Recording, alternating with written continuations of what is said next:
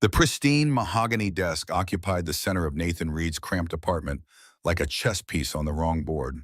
Too large, too grand for the modest space, yet it represented everything the 24-year-old aspired to achieve. His fingers flew over the keyboard, finalizing expense reports and itineraries for tomorrow's Miami trip. A framed business degree from Penn State hung on the wall above, a reminder of dreams temporarily shelved.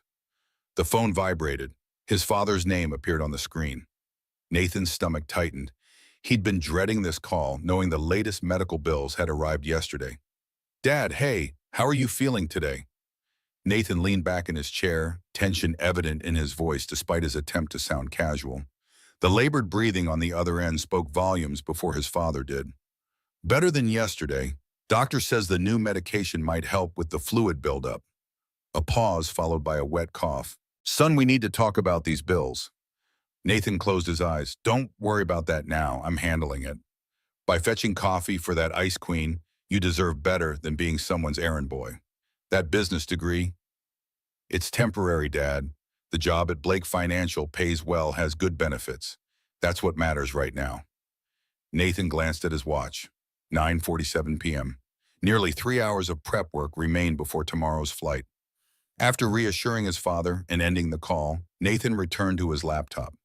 On screen, a complex presentation for Eleanor Blake, CEO of Blake Financial, one of New York's most formidable investment firms. His boss of 11 months. The woman whose coffee order he knew better than his own blood type. The alarm blared at 4:30 a.m. Nathan showered quickly, dressed in his one decent suit, and triple-checked his briefcase. The taxi arrived at 5:15, carrying him to Blake Financial's private airfield in New Jersey. The sleek Gulfstream G650 gleamed in the early morning light, its polished surface reflecting Nathan's anxiety back at him. Private aviation. Yet another world he didn't belong in. He approached the plain briefcase clutched in a white-knuckled grip. "You're 3 minutes early. That's new." Eleanor Blake stood at the foot of the stairs, tablet in hand. At 40, she embodied everything intimidating about New York's financial elite. Impeccable navy pantsuit, shoulder-length dark hair styled with precision, and eyes that evaluated everyone's market value in seconds. She wore her success like armor, every gesture calculated, every expression measured. Nathan straightened his posture. "Good morning, Ms. Blake. I've loaded all the Miami presentation materials onto your tablet, updated with the latest figures from accounting." She didn't acknowledge his words, merely extending her hand for the coffee he'd picked up en route. "The Henderson pitch needs to be flawless. 50 million doesn't just fall into our laps." She sipped the coffee, frowning slightly. "This isn't hot enough." "I apologize. The traffic from details matter, Nathan, in everything." She ascended the stairs without waiting for his response. Nathan exhaled slowly, counting to 10 before following. 11 months of this. 11 months of impeccable service met with criticism or silence. 11 months of swallowing his pride, remembering his father's medical bills, his student loans, the fragile safety net this job provided. Inside the jet, Eleanor had already claimed the forward-facing seat, tablet open, fingers swiping through documents. Nathan settled across from her, arranging his materials on the polished table between them. "The Henderson portfolio analysis shows promising growth potential in their Asian markets," he ventured, attempting to demonstrate his value beyond coffee retrieval. Eleanor glanced up, surprise briefly crossing her features before her expression returned to neutral. "I'm aware. Have you reviewed their domestic manufacturing reports?" "Yes, they're showing a 7% decline year over year, but I've identified 3 key factors that explain the temporary downturn." Nathan pulled up the relevant charts on his laptop. Their new facility in Detroit hasn't reached full production capacity yet, but once operational, it should reverse the trend by Q3. Something shifted in Eleanor's gaze, not quite approval, but perhaps reassessment. "Interesting observation. What else have you noticed?" For the next 20 minutes, they discussed the Henderson portfolio in detail. Nathan felt a glimmer of recognition, his business acumen acknowledged, however briefly. Then her phone rang. CFO flashed on the screen. Eleanor's expression hardened. "Give me the cabin." Not a request, but a command. Nathan nodded, gathering his materials and retreating to the rear of the plane. Through the privacy glass, he could see Eleanor's rigid posture, her hand gestures becoming increasingly agitated. The numbers don't add up, Richard. Her voice carried despite her attempt to keep it low.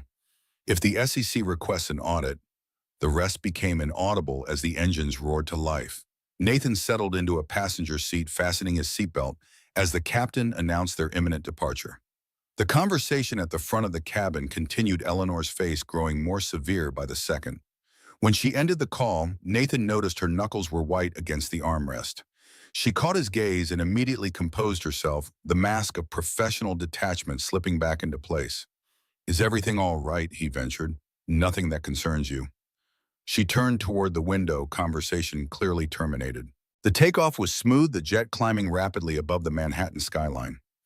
Nathan reviewed his notes occasionally, glancing toward Eleanor, who remained fixated on her tablet, her posture betraying the tension their earlier conversation had created. 30 minutes into the flight, the captain's voice crackled over the intercom. "Ms. Blake, we're tracking some weather systems ahead. Recommendation is to divert south to avoid the worst of it." Eleanor pressed the intercom button without looking up from her documents. "How much time would that add?" "Approximately 40 minutes, ma'am." She frowned. "Not acceptable.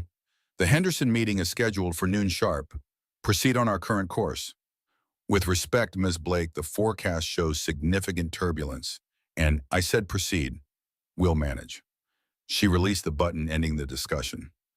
Nathan shifted uncomfortably in his seat. "Miss Blake, perhaps we should consider the captain's recommendation. The Henderson group would surely understand a weather delay." Her eyes met his, cold and unyielding. "I didn't ask for your input, Nathan. First rule of business, never show weakness. Rescheduling at the last minute projects uncertainty."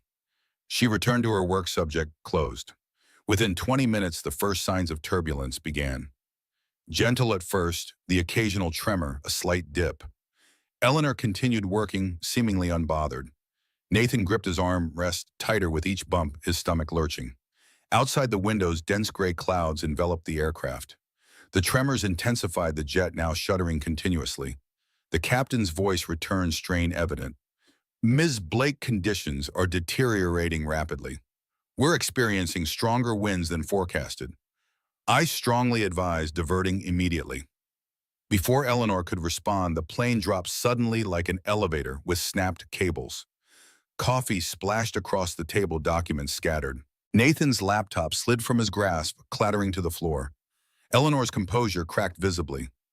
Her face paled, fingers gripping the armrest so tightly her knuckles blanched white. "Captain, what's happening?" "Severe downdraft. We're attempting to climb above." Another violent drop cut off his words. Overhead compartments sprung open, bags tumbling into the aisle. The luxury cabin transformed into chaos within seconds. Nathan unbuckled his seatbelt, lunging to secure loose items before they became projectiles. "Ms. Blake, we need to prepare for emergency procedures." His voice remained steady, drawing on training from a college summer job as a whitewater rafting guide. Emergencies required calm. She stared at him, momentarily frozen. The plane banked sharply, right throwing Nathan against the cabin wall. Pain shot through his shoulder, but he regained his balance, moving toward Eleanor. "Put this on." He handed her the oxygen mask that had dropped from the ceiling. "Secure yours first before helping others. Just like they always say." For once, she followed his direction without question, hands trembling slightly as she positioned the mask. The intercom crackled again. "Brace for impact, brace positions now." Nathan had seconds to react. He secured Eleanor's seatbelt, ensuring it was tight across her hips. "Bend forward, arms under your thighs, head down against your knees," he instructed, demonstrating the position before securing himself in the adjacent seat. Through the windows, glimpses of blue flashed between cloud breaks. The ocean much closer than it should be. The aircraft's descent was no longer gradual, but a terrifying plummet. Eleanor's eyes, wide with fear, met his over the rim of her oxygen mask. For the first time, he saw vulnerability beneath the corporate armor, raw humanity breaking through. "If we don't," she began. "We will," Nathan interrupted, projecting conviction he didn't entirely feel. The impact came with brutal force. Metal screamed as the aircraft's belly struck water, then something solid. Land. Nathan's world became a kaleidoscope of sensation, the jolt of his body against restraints, The shriek of tearing metal, the smell of fuel and smoke, a flash of searing pain across his forehead, then darkness. Consciousness returned in fragments. Salt air, burning metal, pain throbbing behind his eyes.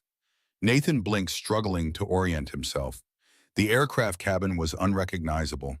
Torn open on one side, sunlight streaming through the gash. Half submerged in shallow water, the fuselage had come to rest on what appeared to be a beach. Ms. Blake, his voice sounded foreign, raspy. He unfastened his seatbelt, wincing as pain shot through his ribs. Eleanor!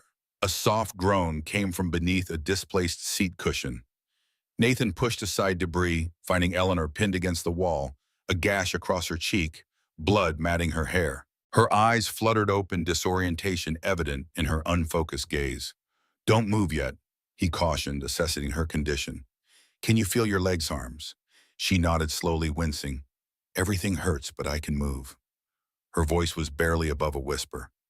Nathan carefully helped her upright, supporting her weight as they navigated through the wreckage toward the opening.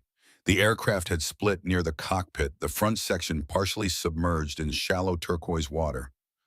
"The pilots," Eleanor murmured, taking a step toward the cockpit.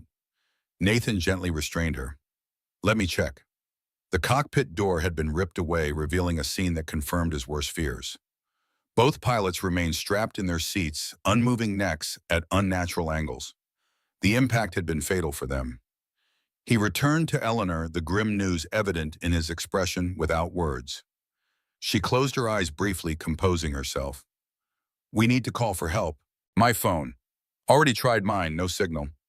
Nathan gestured to the surrounding landscape, pristine beach stretching in both directions, dense tropical vegetation beyond no sign of human habitation. "We should gather whatever supplies we can from the wreckage. Water, first aid, anything useful." Eleanor attempted to assume control, her professional instincts surfacing. "We should stay with the plane. That's standard procedure. Rescue teams will locate the transponder signal." If it's still transmitting, Nathan surveyed the extensively damaged aircraft, and if they're looking in the right area, we diverted course significantly. He didn't add what they both knew. Eleanor's decision to continue through the storm had placed them far from their expected flight path. Her face tightened, acknowledging the unspoken rebuke. "Fine, what do you suggest?" "First, we need shelter from the sun, then water, medical supplies, and any food from the galley. We need to take stock of our situation rationally." For the next hour, they worked in near silence, salvaging what they could from the wreckage. Nathan found the first aid kit and tended to Eleanor's facial laceration, cleaning it carefully. She flinched at his touch, but remained still, watching him with curious intensity. "You seem remarkably prepared for a crisis," she observed as he applied antiseptic to her wound. Nathan shrugged.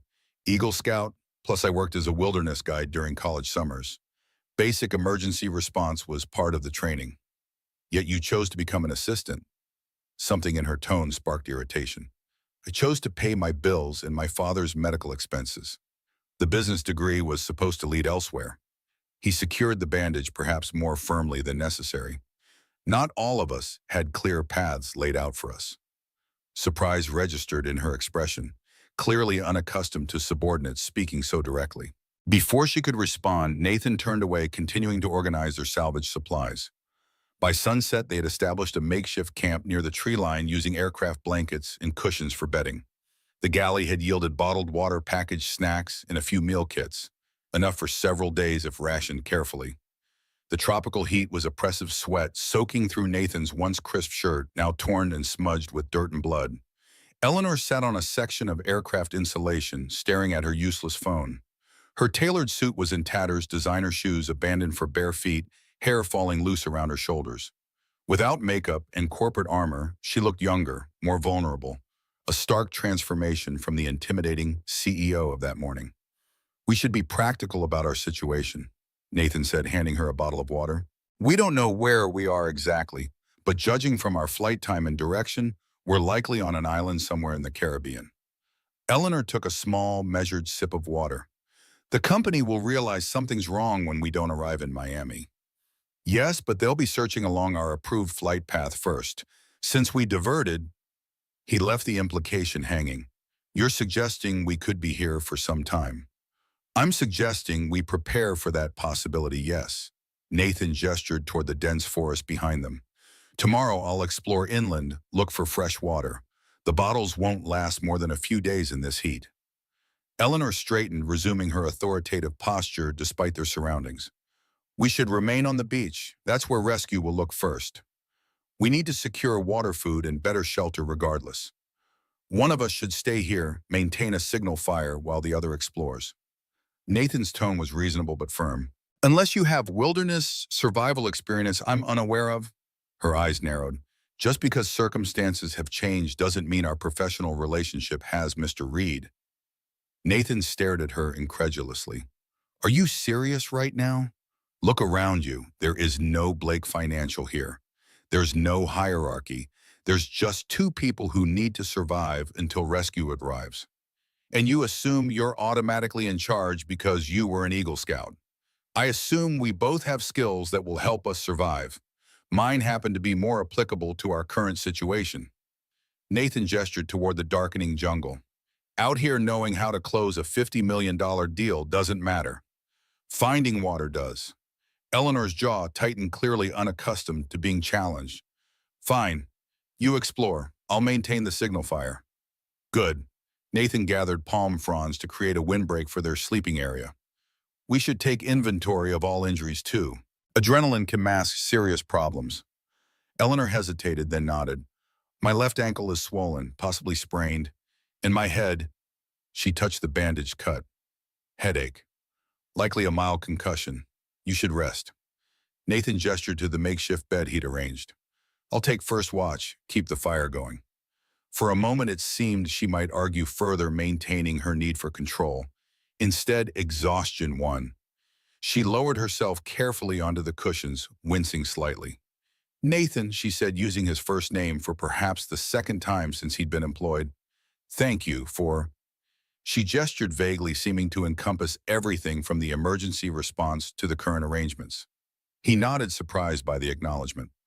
Get some rest, Ms. Blake. Eleanor, she corrected quietly, eyes already closing.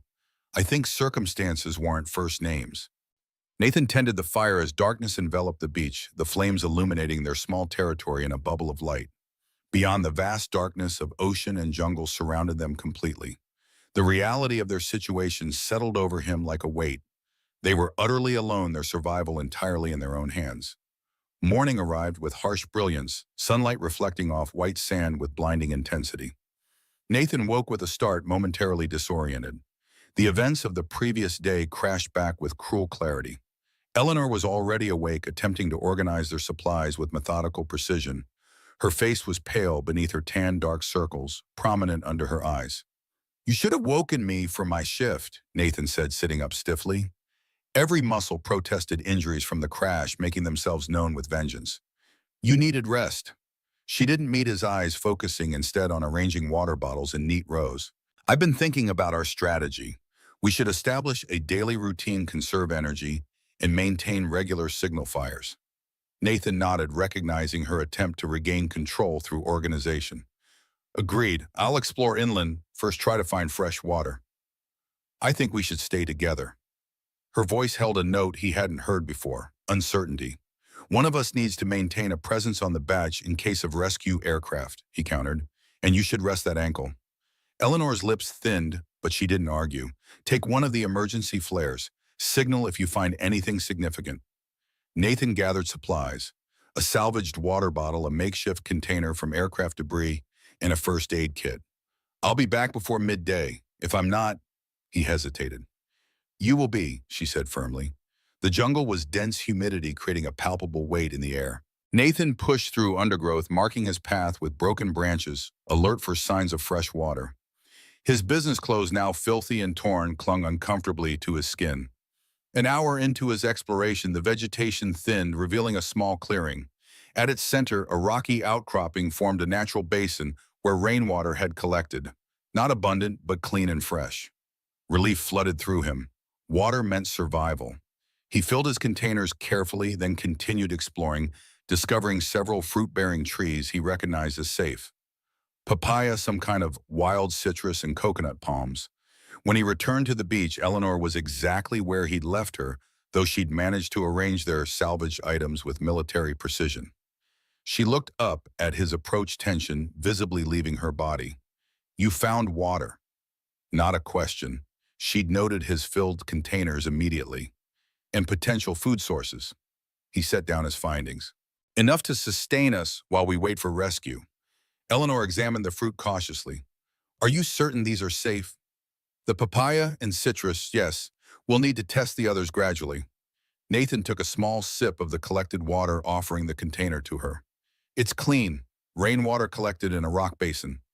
She accepted the water, their fingers brushing momentarily during the exchange. The small contact, human connection in their isolation, seemed to register with both of them simultaneously.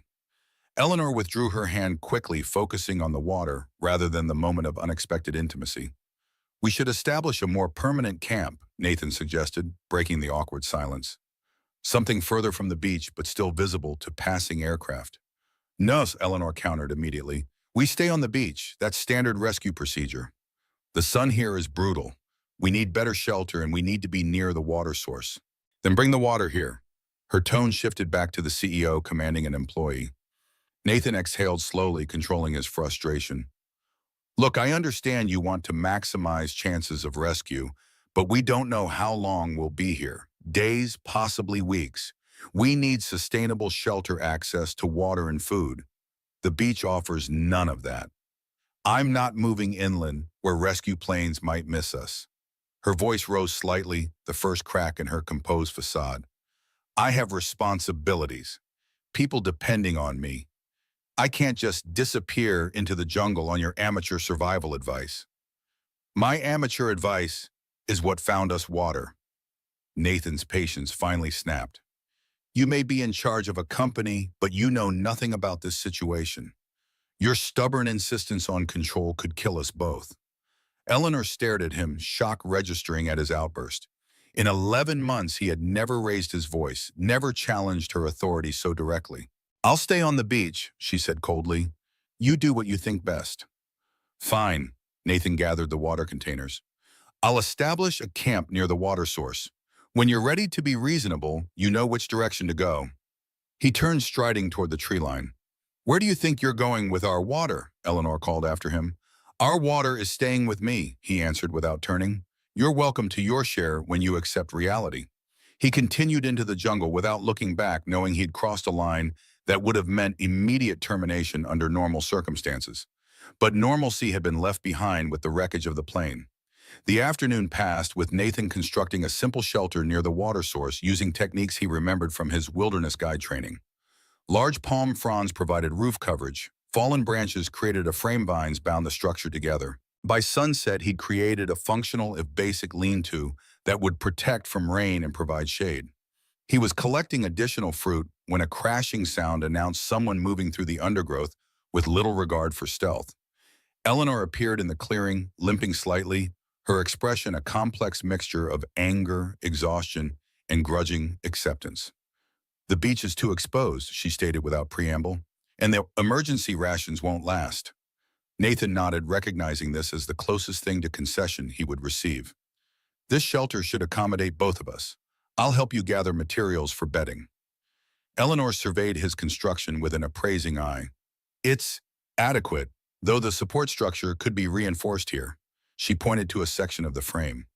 "Feel free to apply your engineering expertise," Nathan replied dryly.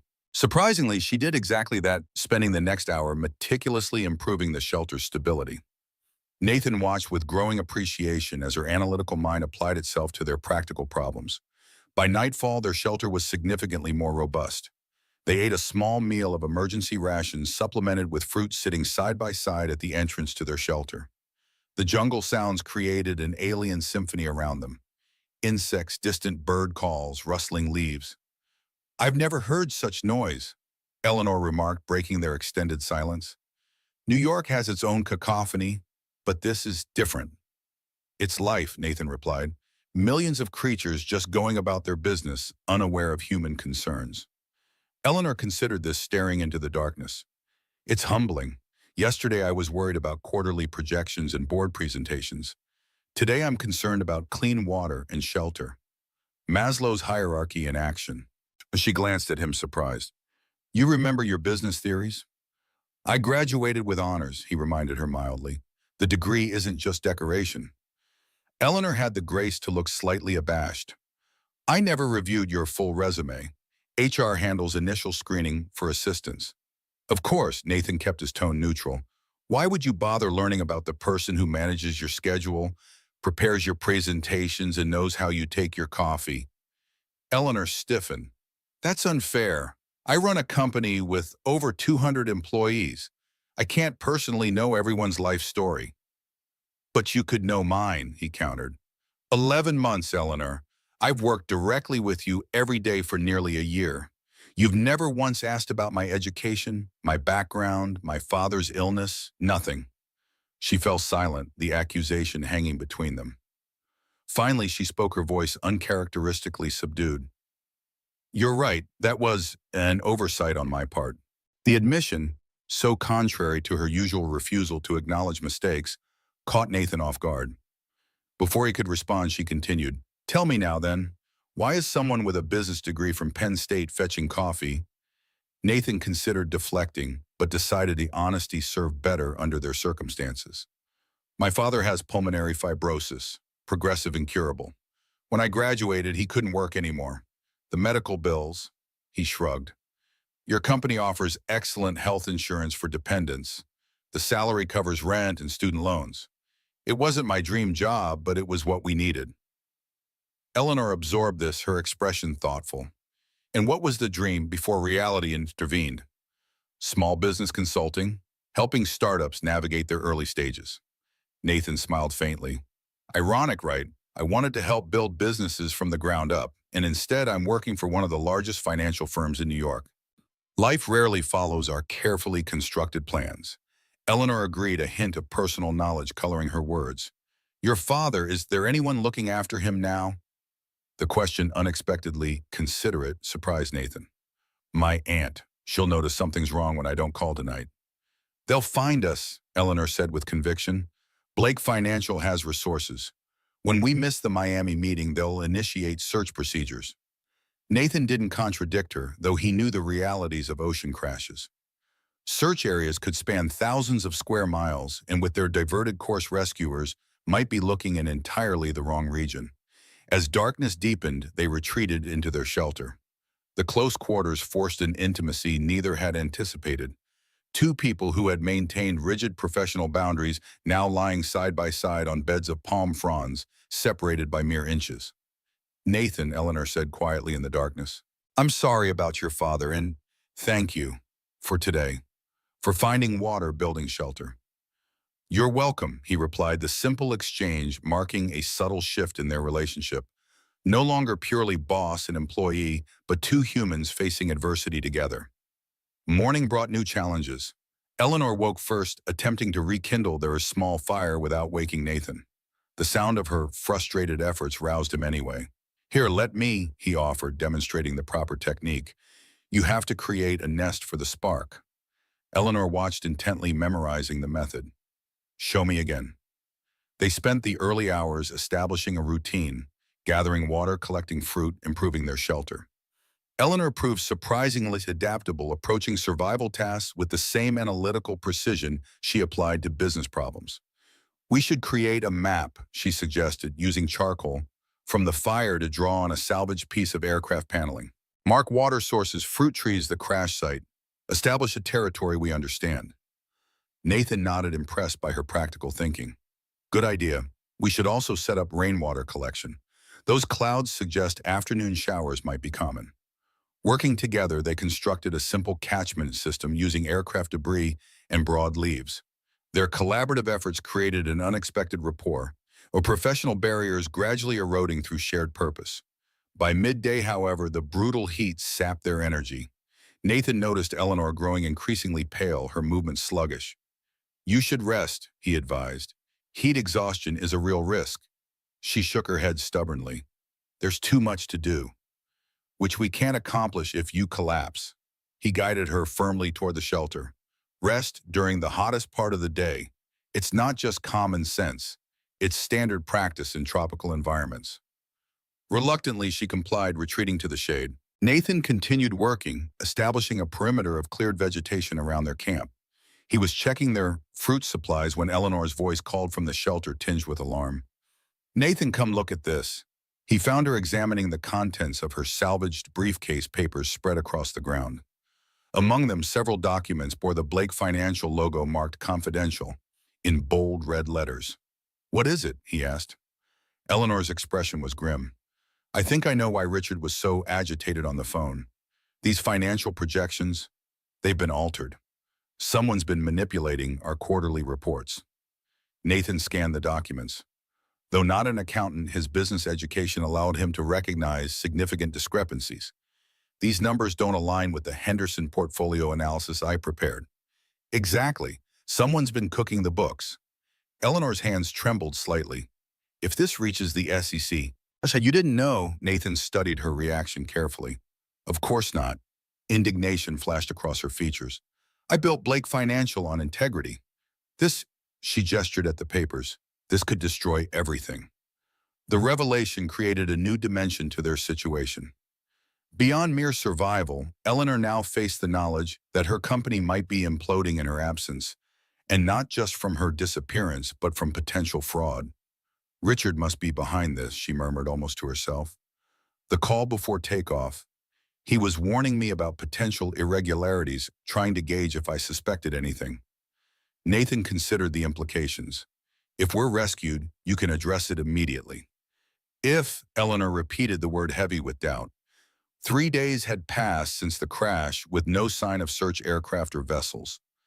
Nathan recognized the fear beneath her controlled exterior. "We will be rescued.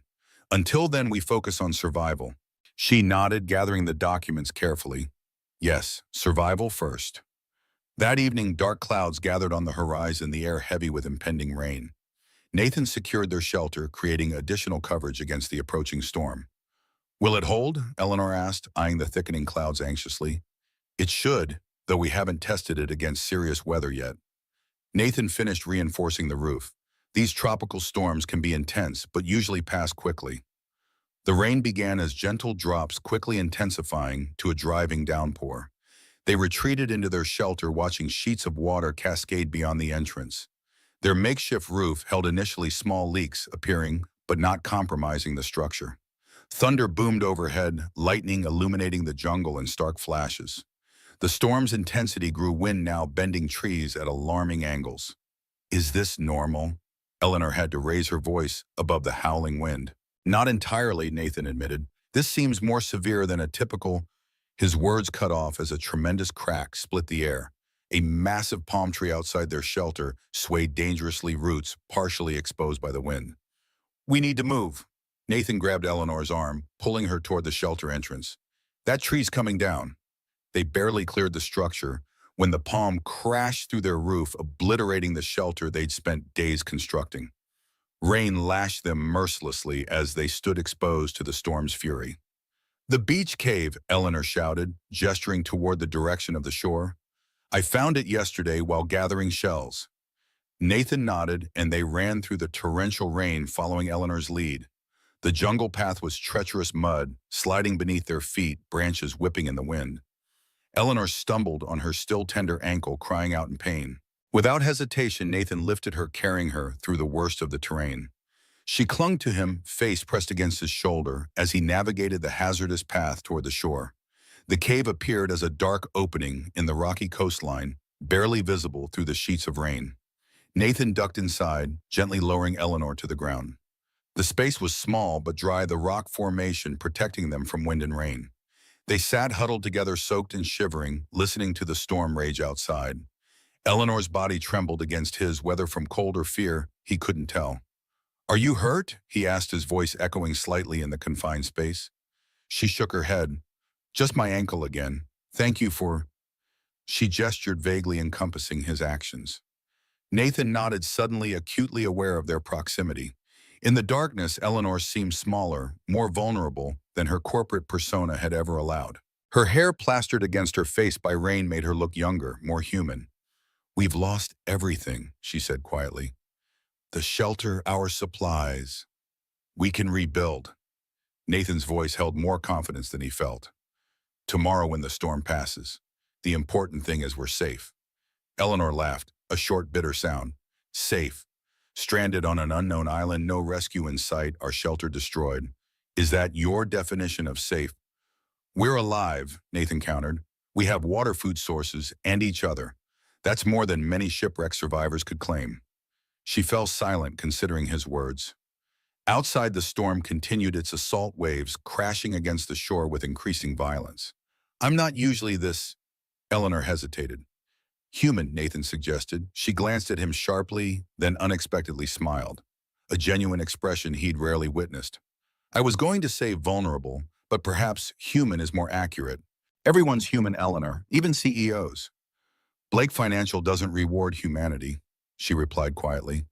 Weakness isn't tolerated in finance. Is that why you maintain such distance with everyone? She didn't answer immediately, her gaze fixed on the cave entrance where lightning periodically illuminated the tumultuous sea. After my divorce, I learned that attachment is liability. Personal connections can be weaponized against you. The admission, so personal, so unexpected, caught Nathan off guard. In nearly a year of working closely with her, he had known nothing of her marriage. I'm sorry, he said simply. Don't be. It was years ago. Her tone aimed for dismissive, but landed closer to resigned. Thomas was another investment banker. We were the perfect power couple, until he decided my success threatened his ego. The divorce was brutal. Nathan remained silent, sensing she needed to speak more than she needed response. He tried to take half my company, she continued, claimed he'd been instrumental in its success despite having no official role. It taught me a valuable lesson about keeping business and personal life entirely separate. And now, Nathan asked quietly, now I have a successful company in an empty penthouse. The stark honesty of her answer hung between them. Until recently, that seemed like an acceptable trade. Until recently, Eleanor turned toward him, her expression half hidden in shadow. Until I found myself on this island, realizing that if I died here, the sum total of my legacy would be quarterly reports and acquisition deals. No one would genuinely mourn Eleanor Blake the person. The rawness of her confession created a moment of profound connection between them. No longer CEO and assistant, but two individuals confronting mortality and meaning. I'd mourn you, Nathan said simply. She studied him in the dim light, surprise evident in her features. Would you after how I've treated you? I'd mourn the Eleanor I'm getting to know here, he clarified. The one who improved our shelter design, who adapts to challenges, who just shared something deeply personal with me. That person is worth mourning. Eleanor's expression softened, vulnerability and gratitude briefly visible before she composed herself again. We should try to rest. Tomorrow will require significant effort to rebuild. But as they settled against the cave wall, she remained closer to him than necessary, their shoulders touching in the darkness. The simple contact, a concession to human need for connection, spoke volumes from a woman who had systematically isolated herself from emotional attachment. Outside, the storm gradually subsided, rain softening to a gentle patter. Nathan remained awake long after Eleanor's breathing had deepened into sleep, her head eventually coming to rest against his shoulder. The trust implicit in that unconscious gesture affected him more profoundly than he would have expected. In the space of 4 days, everything had changed between them. Professional boundaries dissolving in the face of shared survival, mutual respect growing through collaborative effort, and something else. Something neither had anticipated beginning to take root in the fertile ground of their isolation. Morning arrived with brilliant clarity, the storm's violence replaced by pristine calm. They emerged from the cave to find the beach transformed. Debris scattered across the sand palm tree bent at new angles, the ocean placid and innocent. We should check on our camp, Nathan suggested, surveying the altered landscape. See what can be salvaged. Their inland shelter was beyond recovery, the fallen palm having crushed most of their construction. However, many of their supplies remained viable, protected by the dense foliage that had collapsed around rather than on them. We rebuild, Eleanor stated simply, already gathering usable materials. Better and stronger this time.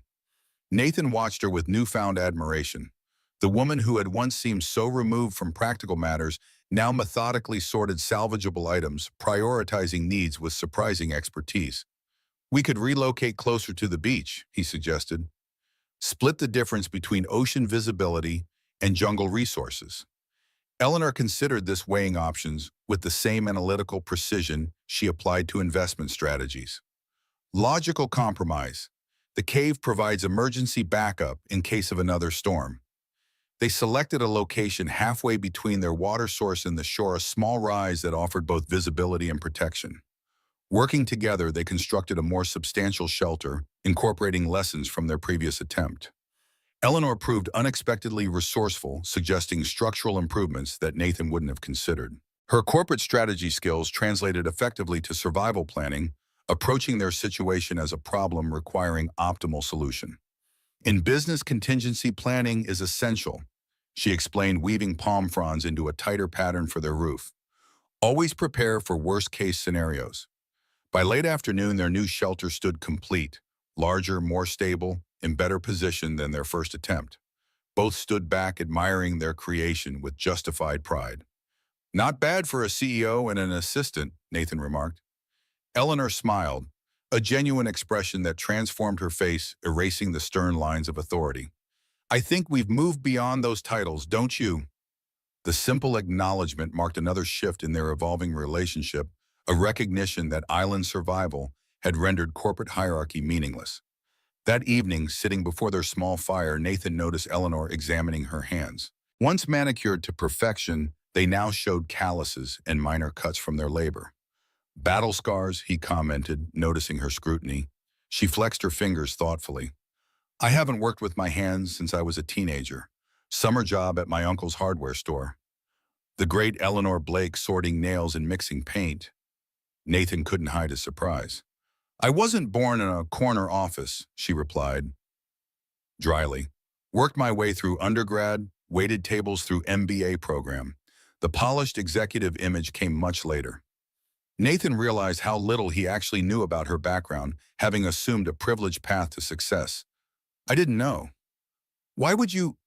I cultivated a specific persona, self-made but sophisticated, approachable but authoritative, the perfect balance to inspire confidence in wealthy investors. And the real Eleanor, she poked at the fire with a stick, sending sparks skyward. I sometimes wonder if she still exists. The performance becomes reality eventually. She exists, Nathan said with certainty. She's building shelters and finding food on this island. The corporate mask wouldn't have survived the crash. Eleanor considered this, her expression thoughtful. Perhaps you're right, though I'm not entirely sure I know who I am without Blake Financial defining me. That's the silver lining of disasters, Nathan observed. They strip away everything except what's essential. You discover who you really are when all the titles and trappings disappear. And who are you, Nathan Reed, when all that's stripped away? He hadn't expected the question to be turned back on him. Someone who adapts, who helps where he can, who values connections over achievements, I suppose. Admirable qualities, Eleanor said quietly. Qualities I may have undervalued in my pursuit of success. The conversation lapsed into comfortable silence, both contemplating how dramatically their perceptions of each other had evolved in mere days. The rigid professional boundaries that had once defined their interaction now seemed absurdly artificial in the face of their shared struggle for survival. The next morning, Nathan woke to find Eleanor already outside, attempting to spear fish in the shallows with a sharpened stick. Her focused determination, face set in concentration, movements deliberate, reflected the same intensity she brought to boardroom negotiations. Any luck? He called, approaching the water's edge. She held up a small fish triumphantly. Third attempt, not exactly sushi grade, but it's protein. Nathan grinned.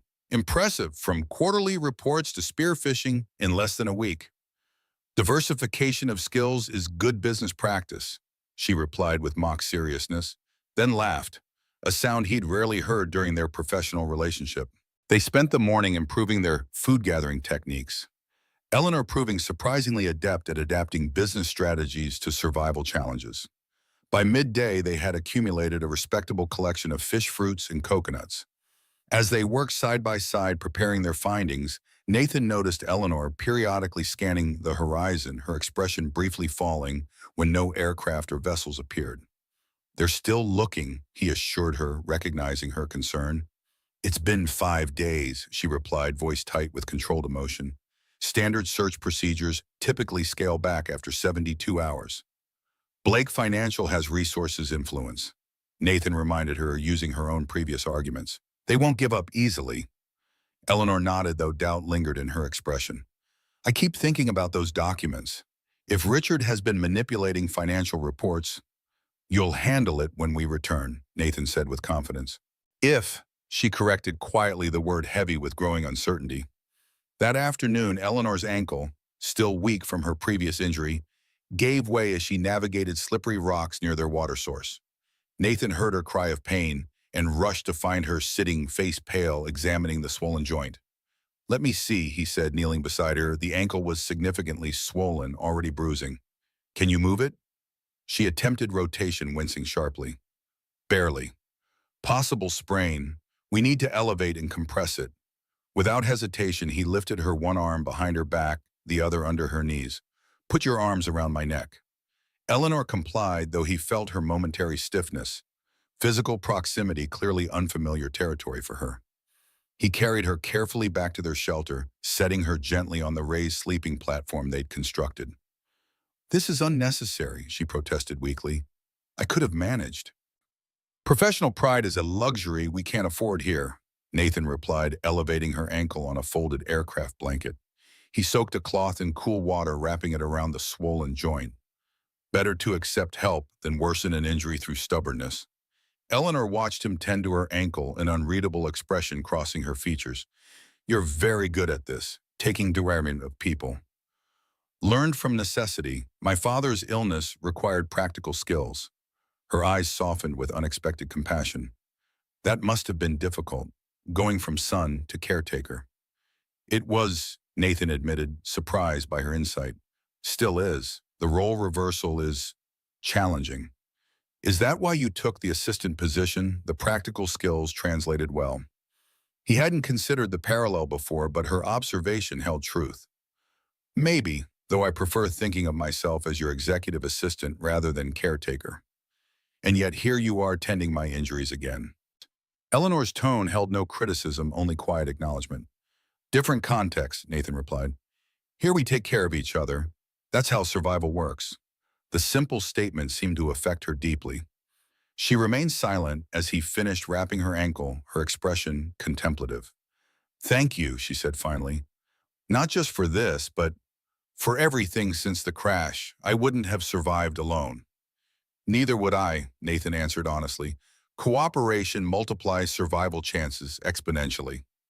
Always the practical analyst, Eleanor observed with a slight smile. Says the woman who organized our supplies by utility rating. Her smile widened, acknowledging the gentle teasing. This easy banter, so far removed from their formal workplace interactions, had developed naturally over their days together, another measure of their evolving relationship. As evening approached, Nathan prepared their modest meal while Eleanor rested her ankle. He noticed her shivering slightly, despite the tropical climate. Are you cold? He asked, concerned. A little. She wrapped her arms around herself. Probably just tired. Nathan touched her forehead, gently, alarm registering at the unnatural heat. You're burning up. Her eyes seemed overly bright, skin flushed. I'm fine, just need rest. You have a fever. Nathan's concern deepened. The ankle injury might be infected, or you could have picked up something from the water. Eleanor's condition deteriorated rapidly over the next few hours. Her temperature climbed, skin alternating between burning heat and cold sweats. Nathan monitored her with growing anxiety, applying cool compresses and encouraging her to sip water. By nightfall, she was delirious, murmuring disconnected phrases about meetings and financial projections, occasionally calling out names Nathan didn't recognize. He remained at her side, continuously bathing her forehead, neck, and wrists with cool water. Stay with me, Eleanor, he urged when her breathing became shallow and rapid. You need to fight this. In a moment of lucidity, her eyes focused on his face.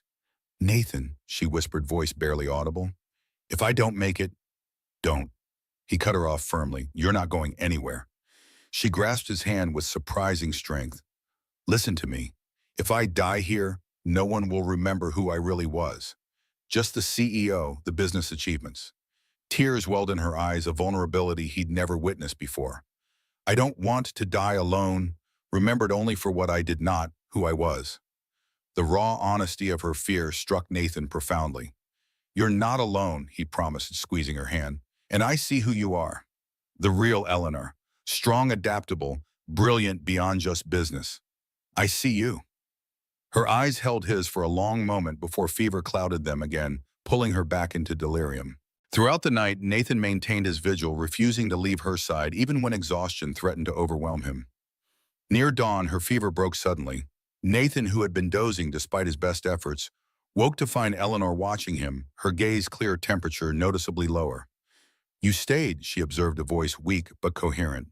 Of course, the alternative had never occurred to him. She studied his face, haggard from the sleepless night, concern etched in every feature. You truly see me, don't you? The question seemed to carry weight beyond its simple words, as though she were asking something far more profound, about recognition, about being known for one's true self, rather than external accomplishments. Yes, he answered simply, I do. Something shifted in her expression, a barrier falling, a decision made. I'm beginning to see you too, Nathan. Really see you. And I've been blind for too long. The admission created a moment of connection deeper than anything they had shared before, a recognition of mutual humanity that transcended their former roles. In the soft morning light, with defenses lowered by illness and exhaustion, they were simply a man and a woman who had discovered each other through adversity. Eleanor recovered gradually over the following days, her strength returning incrementally. Nathan maintained their camp alone during her convalescence, ensuring fresh water, food, and signal fires remained established.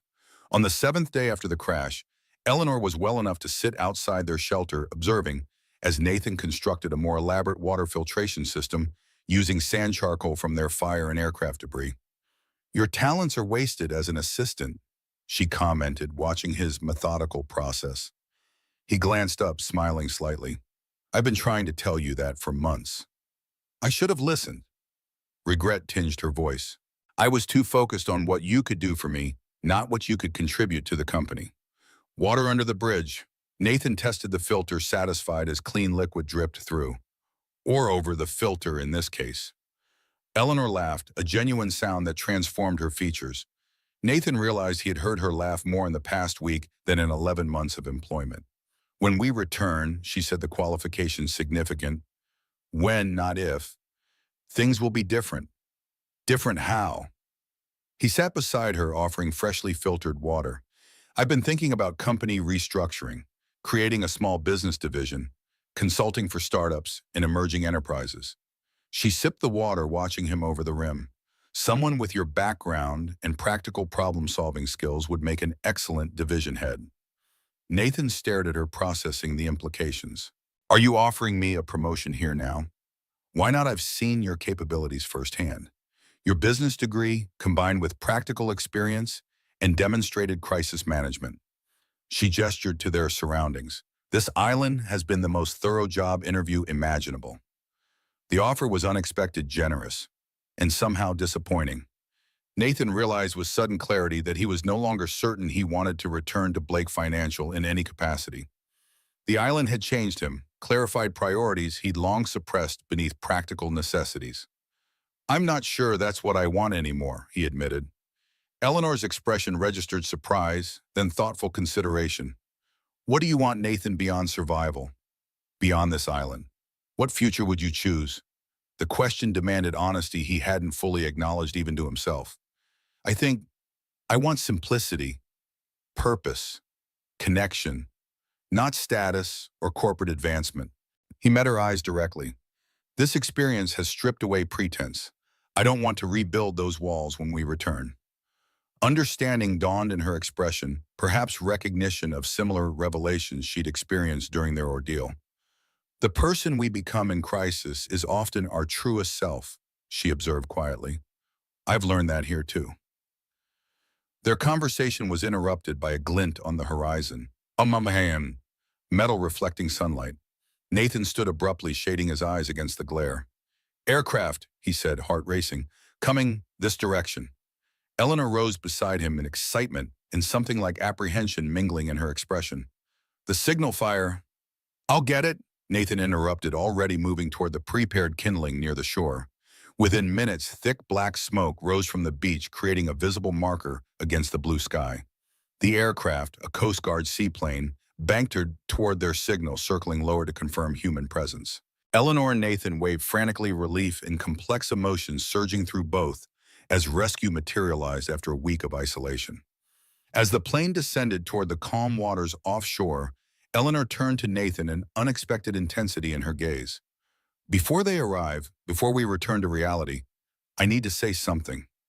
Nathan waited, sensing the importance of her words. This island changed everything, she said quietly. How I see myself, how I see you, what matters most. I don't want to lose that clarity when we go back. We won't, Nathan assured her, though uncertainty colored his conviction.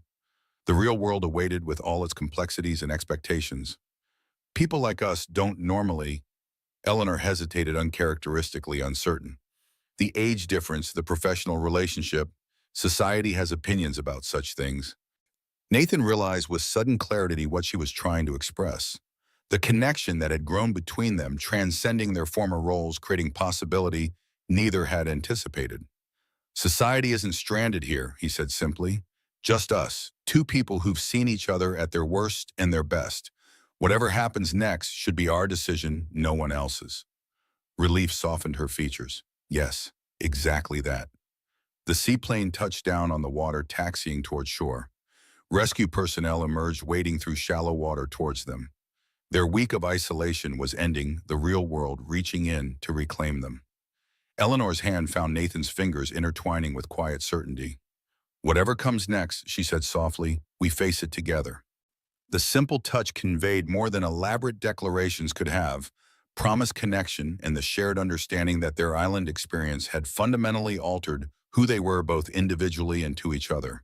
Whatever challenges awaited beyond their sanctuary, the transformation they had undergone could not be undone. As rescue personnel approached, Nathan squeezed her hand gently, a silent affirmation of her words. Together they stepped forward to meet their rescuers and the uncertain future that awaited them beyond their island refuge. The Coast Guard seaplane cut through the crystalline waters with surgical precision, sending ripples across the previously untouched bay. Nathan and Eleanor stood side by side on the shore, the smoke from their signal fire still spiraling skyward. 7 days of isolation had transformed them both. Sunburned, disheveled, their corporate attire reduced to tattered remnants. Yet something in their posture had changed. A quiet confidence, and a unity that hadn't existed before the crash. The rescue team approached with professional efficiency, wading through shallow water. Their leader, a weathered man with silver-streaked hair, and the name Captain Reeves embroidered on his uniform, reached them first. Eleanor Blake and Nathan Reed. His eyes scanned them for visible injuries. We've had search teams combing a 200-mile radius for days. You're a long way off your filed flight plan. Eleanor stepped forward, her CEO persona partially resurfacing. The storm forced a significant course deviation. Our pilots didn't survive the crash. Captain Reeves nodded solemnly. We found the cockpit section 2 miles offshore. I'm sorry about your crew. He gestured toward the waiting seaplane. Let's get you both checked out and back to civilization. As they waded toward the aircraft, Nathan felt Eleanor hesitate. He glanced back to see her staring at their makeshift camp, the shelter they'd constructed, the remains of their morning fire. It feels strange, she murmured, voice barely audible above the lapping waves. Leaving it all behind. Nathan understood perfectly. This island had been their entire world, a place of transformation, revelation, and unexpected connection. Abandoning it felt like leaving a piece of themselves behind. We take what matters with us, he replied quietly. The Coast Guard medic, a young woman with efficient movements, examined them both on the flight back to Miami. Eleanor's ankle required proper medical attention, and both showed signs of mild dehydration and sunburn, but considering their ordeal, they had fared remarkably well. Blake Financial has representatives waiting at the hospital, Captain Reeves informed them as the Miami skyline appeared on the horizon. They've been coordinating with us since your disappearance was reported. Eleanor nodded, but Nathan noticed her knuckles whitening as she gripped the armrest. The world they were returning to held complications beyond physical recovery. Corporate responsibilities, potential financial fraud, and the uncertain nature of their transformed relationship. You ready for this? Nathan asked softly, aware of the Coast Guard crew within earshot. Eleanor's gaze remained fixed on the approaching cityscape. 7 days ago, I would have said yes without hesitation. She turned to him, vulnerability and resolve mingling in her expression. Now I know better than to pretend certain. The seaplane touched down in Biscayne Bay, where ambulances and a cluster of dark SUVs awaited their arrival. As they taxied toward the dock, Eleanor squared her shoulders, the physical transformation remarkable. Even in torn clothing, she reclaimed something of her executive bearing, armor being reassembled piece by piece. Blake Financial Representative's hospital staff likely pressed beyond the security perimeter. She assessed, scanning the dock. We need a strategy. Nathan recognized her retreat into professional analysis, a defense mechanism against the overwhelming transition back to civilization. Simple strategy, medical attention, first minimal statements, delay detailed debriefing until tomorrow. She nodded gratefully. Together. The question contained layers of meaning beyond their immediate situation. Nathan squeezed her hand briefly. Together.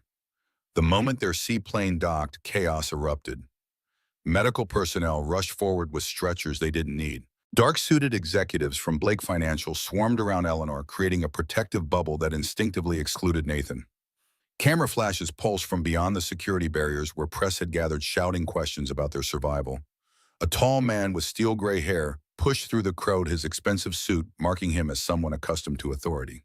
Richard Winters, Blake Financial's CFO, the same man Eleanor had argued with before their departure, whose financial manipulations had concerned her on the island. Eleanor, thank God you're alive. Richard embraced her with practiced concern that didn't reach his calculating eyes. We've been sick with worry. Nathan watched Eleanor's body language, the subtle stiffening, the professional mask sliding completely into place. Richard, I appreciate the company's search efforts. Richard's gaze flickered to Nathan, dismissive recognition crossing his features. Reed, good to see you survived as well. He turned immediately back to Eleanor. The board is assembling an emergency meeting tomorrow. There are pressing matters requiring your immediate attention. Nathan found himself systematically separated from Eleanor by the efficient choreography of corporate handlers. A different medical team escorted him to a separate ambulance, a different hospital route planned. Someone from HR appeared at his side, Amanda Chen, who managed executive staff. Nathan, we're so relieved you're safe. Her professional smile revealed nothing. We've arranged for you to receive comprehensive care at Mercy Hospital. Your father has been notified of your recovery. Nathan tried to maintain visual contact with Eleanor as the crowd between them thickened. I should stay with Ms. Blake. We've been through the ordeal together, and Ms. Blake has her own medical team and security detail, Amanda interrupted smoothly. Company protocol for executives. You'll have time to debrief later. The last glimpse Nathan caught of Eleanor showed her surrounded by executives, Richard's hand firmly guiding her toward the lead vehicle, her expression now unreadable behind the professional mask she'd perfected over years. The connection that had seemed so profound on their island suddenly appeared fragile in the face of corporate reality. Mercy Hospital provided excellent care but felt sterile and impersonal after the raw authenticity of island survival. Doctors confirmed Nathan's self-diagnosis of mild dehydration and treated his various cuts and abrasions. The physical separation from Eleanor created a hollow sensation he hadn't anticipated, as though a vital component of his recovery was missing. His father called, voice breaking with emotion. They told me you'd crashed, that no one could have survived.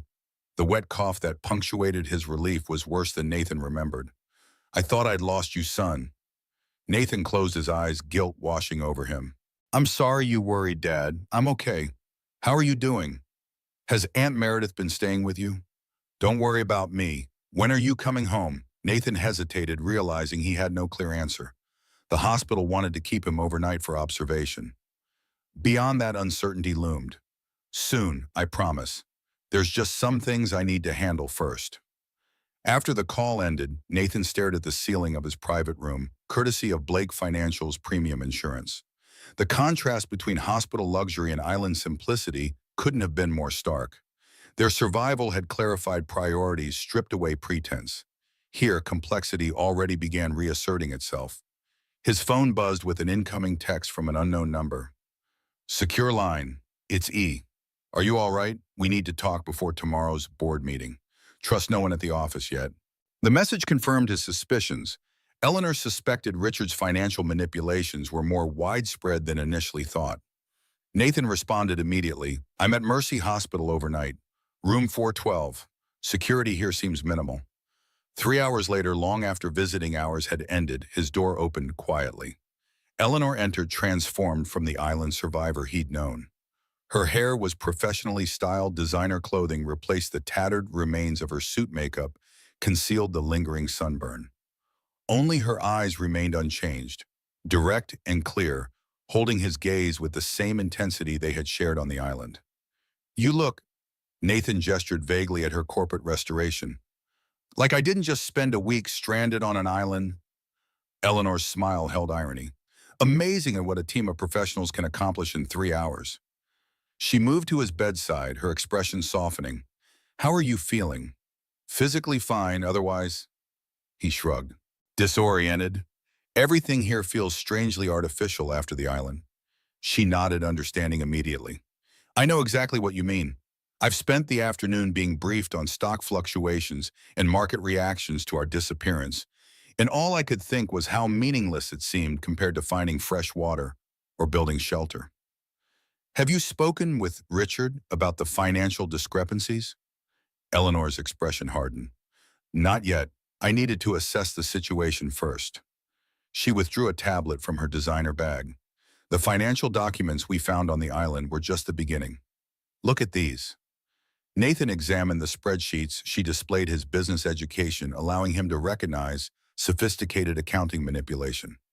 He's been systematically overvaluing assets, hiding liabilities. For how long? At least 18 months from what I've been able to piece together. Eleanor's voice remained steady, but fury simmered beneath. "He used my absence to accelerate the process, probably assuming we wouldn't return to expose him. You'll need concrete proof before confronting him. The board will require—" "I have it." Eleanor's eyes flashed with determination. "Before our flight, I'd authorized a comprehensive external audit starting next week. Richard didn't know. That's what our argument was about. He was trying to delay any outside examination of the books." Nathan connected the pieces. So the crash wasn't just bad luck. It was convenient timing for him. Eleanor's expression turned grim. "Too convenient, perhaps. I've requested the NTSB to thoroughly examine the aircraft remains. Mechanical failure seems suspiciously fortuitous for someone with millions to lose if discovered." The implication hung heavily between them. Nathan felt coldness spread through his chest. "You think he might have sabotaged the plane? That's a significant leap from financial fraud to attempted murder. People have killed for far less than the 40 million he stood to lose." Eleanor's voice was flat. "I'm not making accusations without evidence, but I've learned not to underestimate human capacity for self-preservation at any cost." The hospital room's sterile quiet felt suddenly oppressive. The idea that their island ordeal might have been deliberately engineered transformed their survival into something even more profound. Not just triumph over natural disaster, but escape from calculated elimination. "What's your next move?" Nathan asked. "Tomorrow's board meeting. I present the evidence, remove Richard from his position, and initiate full disclosure to the SEC." Eleanor's strategy was characteristically direct. The company will take a significant hit, but transparency now prevents complete collapse later. "And us?" The question emerged before Nathan could reconsider. "Where do we stand in all this?" Eleanor's professional veneer softened. She reached for his hand, the gesture reminiscent of their connection on the island, yet somehow more significant in this sterile hospital setting. "That's actually why I came tonight. Not just about Richard." She took a deep breath. "The board expects certain things. Stability, leadership, appropriate public relations. Our connection complicates that narrative." Nathan felt her slipping away, corporate reality reasserting its dominance over island authenticity. "So we pretend nothing changed, return to CEO and assistant?" "No." The firmness in Eleanor's voice surprised him. "I won't pretend the island didn't happen, but we need to be strategic about how we proceed." She squeezed his hand. "The company is watching for signs of trauma, psychological impairment, anything that might suggest I'm not fit to remain in leadership. A suddenly announced relationship with my much younger assistant would feed directly into that narrative." The practical logic was undeniable, yet disappointment still settled in Nathan's chest. You're asking for time. I'm asking for patience while I secure my position and expose Richard. Once that's accomplished, we can— She hesitated, unfamiliar territory even for her decisive nature. We can explore what's real between us without corporate politics undermining both our futures. Before Nathan could respond, his phone buzzed with another message. The blood drained from his face as he read it. What is it? Eleanor leaned forward, concern evident. My aunt. My father's been rushed to the hospital. His condition is deteriorating rapidly.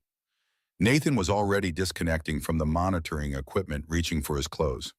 I need to get to New York immediately. Eleanor nodded, immediately shifting to action mode. I'll arrange the company jet. It can have you there within 2 hours. Eleanor, your board meeting will proceed as planned. Her expression brooked no argument. Family comes first, Nathan. The island taught us that much, at least. Go to your father.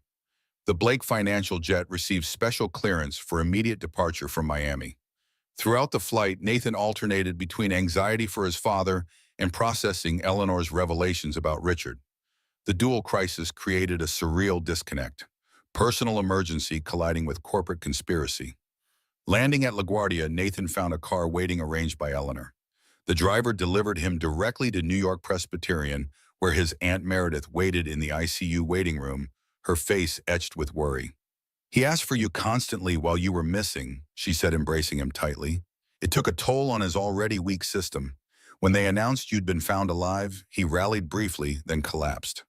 The doctor's assessment was blunt but compassionate: end-stage pulmonary fibrosis complicated by pneumonia. The next 24 to 48 hours are critical. He's conscious but weak. You can see him now. His father looked diminished in the hospital bed, oxygen mask obscuring much of his face, monitoring equipment, creating a technological cocoon around his frail form. When Nathan entered, his eyes opened, recognition bringing momentary strength. You came back. His voice was barely audible beneath the mask. Nathan moved to his bedside, taking his father's hand gently. Of course I did. I told you I would. His father's eyes studied him intently. You're different. Something changed out there. Even at death's door, his father's perceptiveness remained intact. Nathan nodded, not bothering to hide the truth. Everything changed. I found clarity. A weak smile formed beneath the oxygen mask. About time. You've been lost longer than 7 days, son. The simple observation struck Nathan with unexpected force. His father was right. He had been lost, drifting through responsibilities and obligations, his true aspirations submerged beneath practical necessities. The island hadn't changed him so much as revealed what had been buried. I'm not going back to Blake Financial, Nathan said, the decision crystallizing as he spoke. Not as an assistant, not in any role. His father's eyes reflected understanding. Good. Never did suit you fetching coffee for people who couldn't see your worth. His breathing became more labored, each word requiring effort. What will you do instead? Something that matters, something real. The answer lacked specifics but contained certainty Nathan hadn't felt in years. His father nodded slightly, eyes drifting closed. That's my boy. Through the night, Nathan maintained vigil by his father's bedside. Nurses came and went, adjusting medications, checking vitals. In the sterile quiet broken only by the rhythm of machines, Nathan's thoughts turned repeatedly to Eleanor. The board meeting would be underway by now, her confrontation with Richard unfolding without him. Near dawn, his father's condition stabilized slightly. Nathan stepped into the hallway to check his phone, finding multiple missed calls and messages from Eleanor. The earliest timestamp during her board meeting. Evidence presented. Richard suspended pending investigation. Board supporting full disclosure to SEC. The next message sent 3 hours later.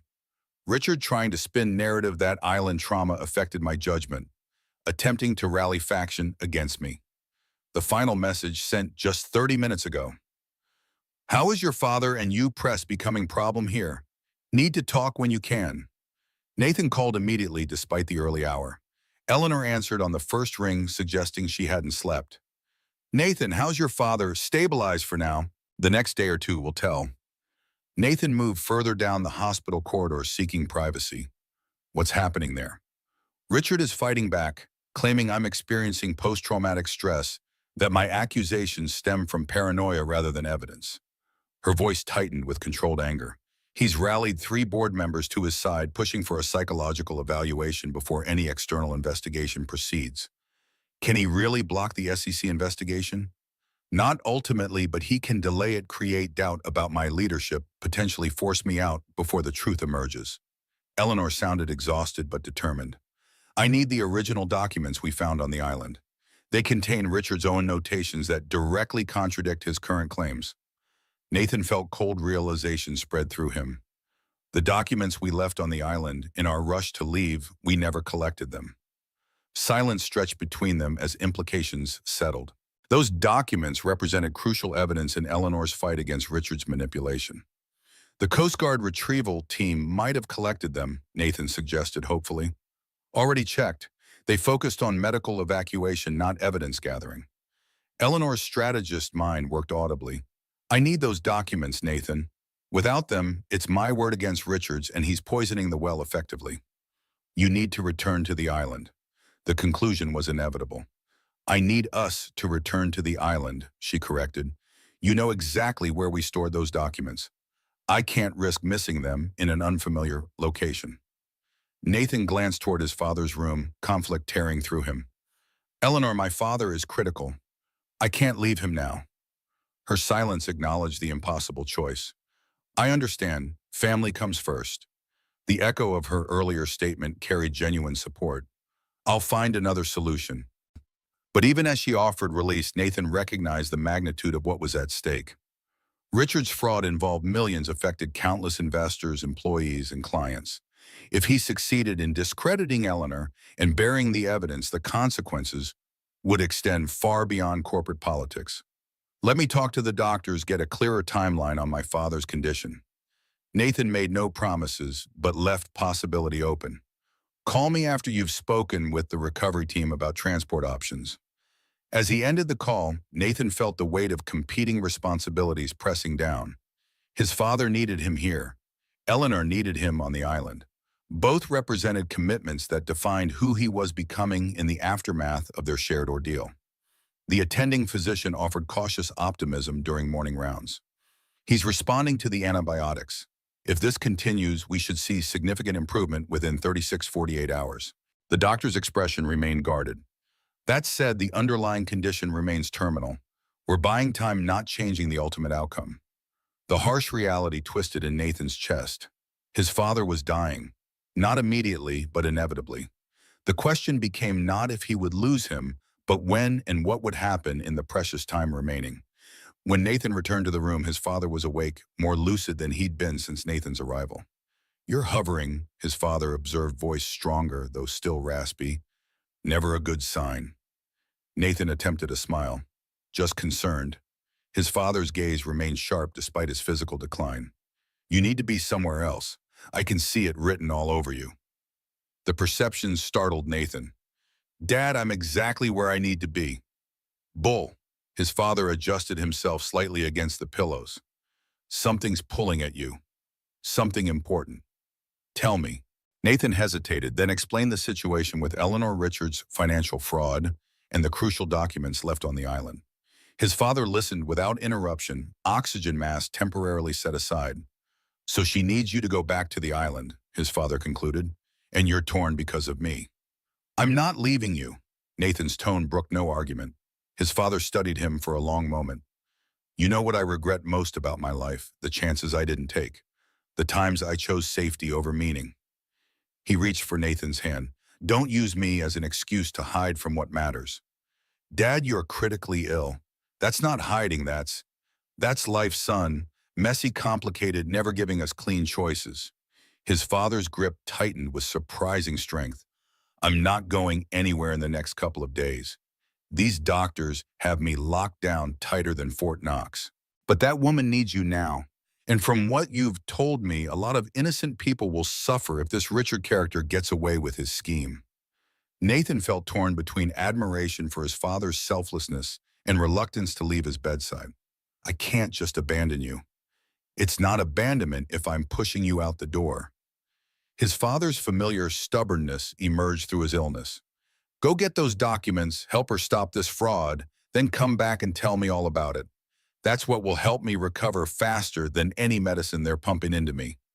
After another hour of discussion and securing promises from both his aunt and the medical team to call immediately with any change, Nathan made his decision. He called Eleanor, who answered immediately. I can go, for 24 hours maximum. My father's stabilized, but I need to be back quickly. Eleanor's relief was audible. Thank you, Nathan. The recovery team has arranged transport. Seaplane leaves from LaGuardia's marine terminal in 2 hours. I'm already en route from Miami. 12 hours after leaving the island, Nathan found himself returning, circumstances dramatically transformed. The Coast Guard seaplane that delivered them was smaller than their evacuation aircraft, with just enough room for Nathan and Eleanor and a two-person recovery team specializing in evidence collection. Eleanor had arrived looking nothing like either the polished CEO or the island survivor. Instead, she wore practical hiking clothes, hair pulled back in a simple ponytail, face free of makeup. The corporate armor had been deliberately shed for this mission. Richard's allies are watching my every move, she explained as they boarded. I told them I needed time off for medical follow-up. My assistant director is covering the immediate crisis management. The flight to the island passed mostly in silence, both processing the strange circularity of their journey. When the familiar coastline appeared below, Nathan felt an unexpected surge of emotion. Not quite homecoming, but recognition of a place that had fundamentally altered his life's trajectory. They landed in the same bay where they'd been rescued, the aircraft anchoring offshore. Eleanor surveyed the beach, her expression complex. Strange how familiar it feels, like we never left. The island itself appeared unchanged, indifferent to their absence. Their signal fire had been extinguished by rain or wind, but its charred remains still marked the shore. The path they had cleared to their camp remained visible, though already beginning to be reclaimed by vegetation. The documents were in the secondary shelter, correct, Eleanor verified as they waded ashore. In your waterproof emergency kit. Nathan nodded, leading the way inland. The Coast Guard recovery specialist followed at a respectful distance, carrying collection equipment, but allowing them to navigate the terrain they knew intimately. Their camp appeared both familiar and abandoned, like revisiting a childhood home years later. The shelter remained mostly intact, though a recent rainfall had collapsed one section of the roof. Their carefully organized supplies lay scattered by wildlife investigation. It's only been 5 days, Eleanor observed, surveying the changes. Yet it feels like returning to ancient ruins. Nathan moved directly to the rear of the shelter, where he'd stored the emergency kit, a waterproof container salvaged from the aircraft. Relief flooded through him as he located it, still sealed against the elements. Inside, protected from moisture and insects, lay the financial documents that could expose Richard's fraud. Got them. Nathan carefully extracted the papers, handing them to Eleanor. All here, including Richard's handwritten notations about concealing the asset overvaluation. Eleanor examined the documents, satisfaction and vindication evident in her expression. This is everything we need. His own writing confirms knowledge and intent. She turned to the recovery team. We need these properly documented and preserved as evidence. The specialists moved forward with evidence bags and photography equipment, beginning the process of documenting the discovery location and condition. While they worked, Nathan and Eleanor stepped away from the shelter, drawn instinctively toward the water source they had relied upon for survival. The small basin remained as they had left it, water still collecting naturally in the rock depression. Eleanor knelt beside it, running her fingers through the clear liquid. 7 days here changed everything, she said quietly. More than 30 years in New York never accomplished. Nathan understood exactly what she meant. The island had stripped away pretense, reduced existence to essentials, revealed their true priorities and capacities. The person we become in crisis is often our truest self, he echoed her words from days earlier. I keep thinking about something my father said. Eleanor's voice remained soft, reflective. When I was young, before success and divorce and corporate armor, he said, the measure of your life won't be what you accumulated, but what you gave away. She looked up at Nathan. I've spent 20 years accumulating power, wealth, status. What have I given? Security to employees, investment to promising enterprises, mentorship to those who earned your respect. Nathan listed tangible contributions she might have overlooked. You've always been more than just a CEO accumulating wealth. Eleanor smiled, gratitude warming her expression. You've always seen more in me than I recognized in myself. They continued their circuit of the island, revisiting locations that had become significant during their week of survival. The cave that sheltered them during the storm, the fishing spot where Eleanor had caught her first fish, the fallen palm that had destroyed their initial shelter. The Coast Guard specialists completed their evidence collection efficiently, securing the documents and photographing the crash site for additional investigation. By mid-afternoon, they signaled readiness to depart. Standing on the beach where their ordeal had begun, Eleanor turned to Nathan, her expression conflicted. Part of me doesn't want to leave. Isn't that strange after fighting so hard to serve an escape? Not strange at all. Nathan understood completely. Here everything was clear. Purpose was simple. Connection was authentic. And now we return to complexity, to Richard's manipulation, to public scrutiny, and corporate politics. Eleanor's voice contained resignation, but also determination. Except this time we return with clarity we didn't have before. The seaplane journey back to New York reinforced the jarring transition between worlds. Eleanor spent much of the flight reviewing the recovered documents, preparing her strategy against Richard, occasionally consulting Nathan on business interpretations and implications. These notations alone prove intent to deceive, she observed, indicating Richard's handwritten margin notes. Combined with the original projections you prepared for the Henderson deal, they create an incontrovertible paper trail. Nathan recognized her retreat into strategic analysis, not abandonment of their connection, but necessary compartmentalization to address the immediate crisis. He respected her focus, contributing insights were helpful, otherwise giving her space to prepare for the confrontation ahead. As they approached New York, Eleanor finally set the documents aside, turning to face Nathan directly. I need to ask you something important. Her serious tone captured his full attention. Of course. When this is finished, when Richard is removed and the company stabilized, what do you want for yourself, for us, for your future? The directness of her question was pure Eleanor. No evasion, no games. Nathan had been considering the same question since their rescue. I want authenticity. The island showed me how much of my life was spent meeting others' expectations rather than following my own compass. He met her gaze steadily. I can't return to being your assistant, Eleanor. Not because the role lacks value, but because it isn't my path. She nodded, no surprise in her expression. I expected as much. Your talents were always wasted in that position.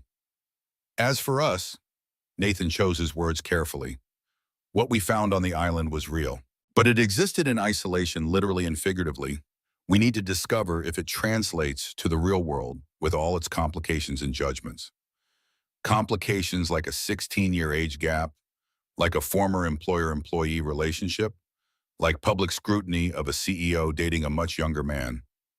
Eleanor named the obstacles directly, characteristically confronting, rather than avoiding difficult truths.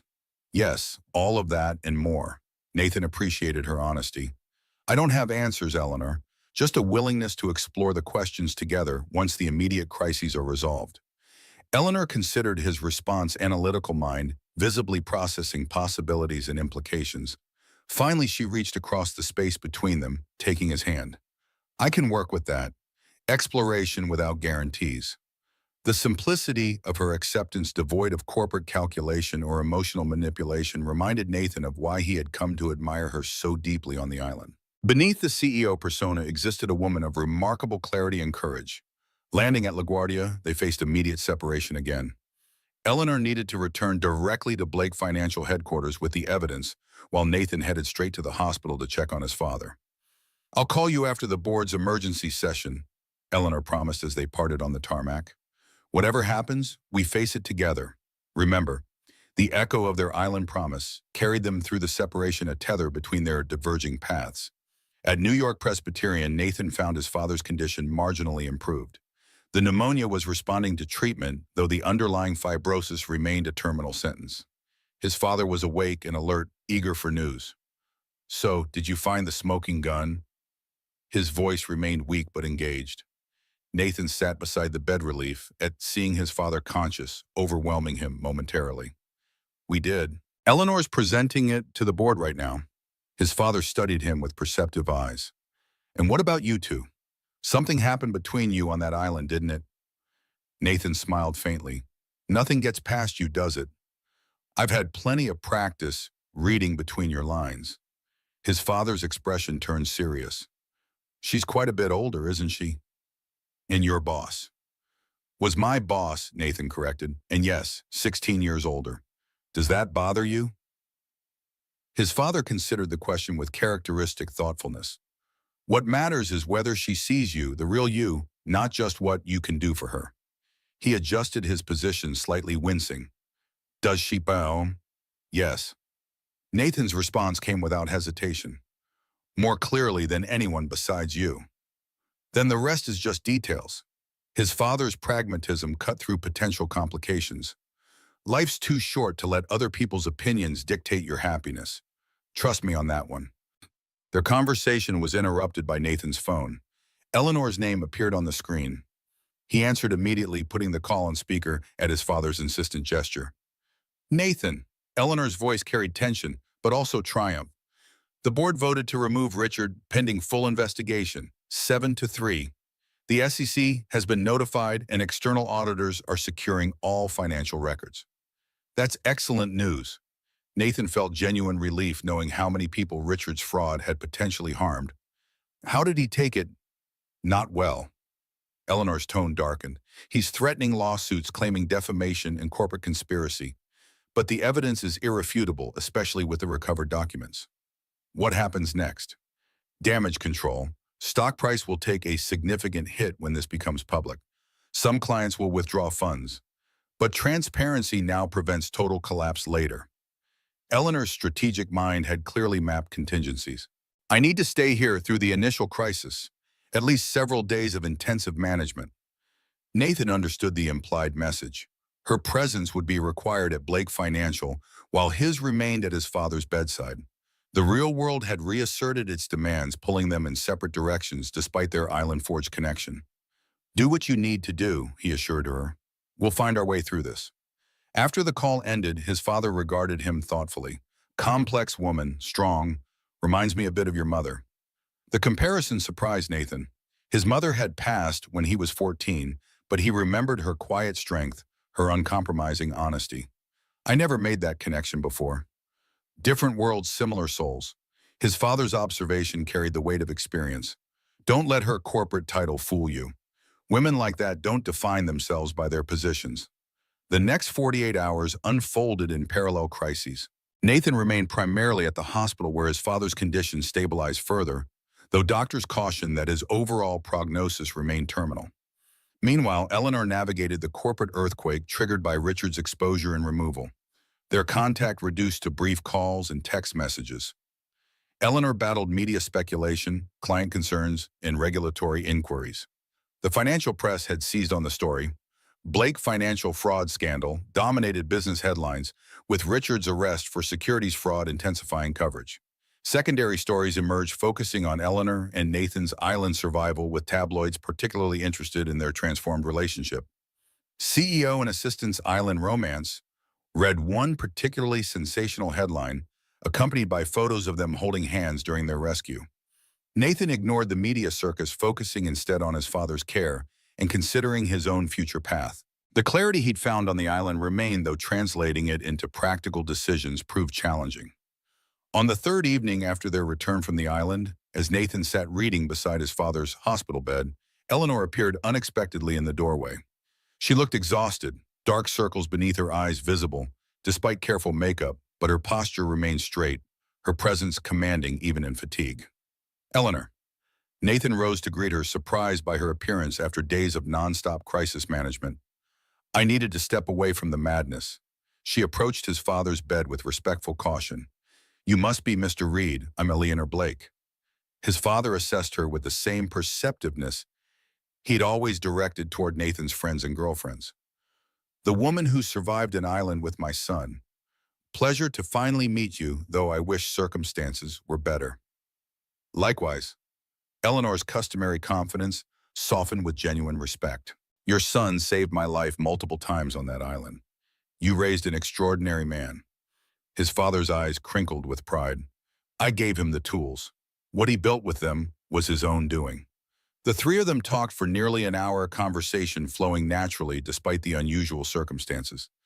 Nathan observed with quiet amazement as his father and Eleanor developed immediate rapport, discussing everything from corporate ethics to fishing techniques they'd both learned in childhood.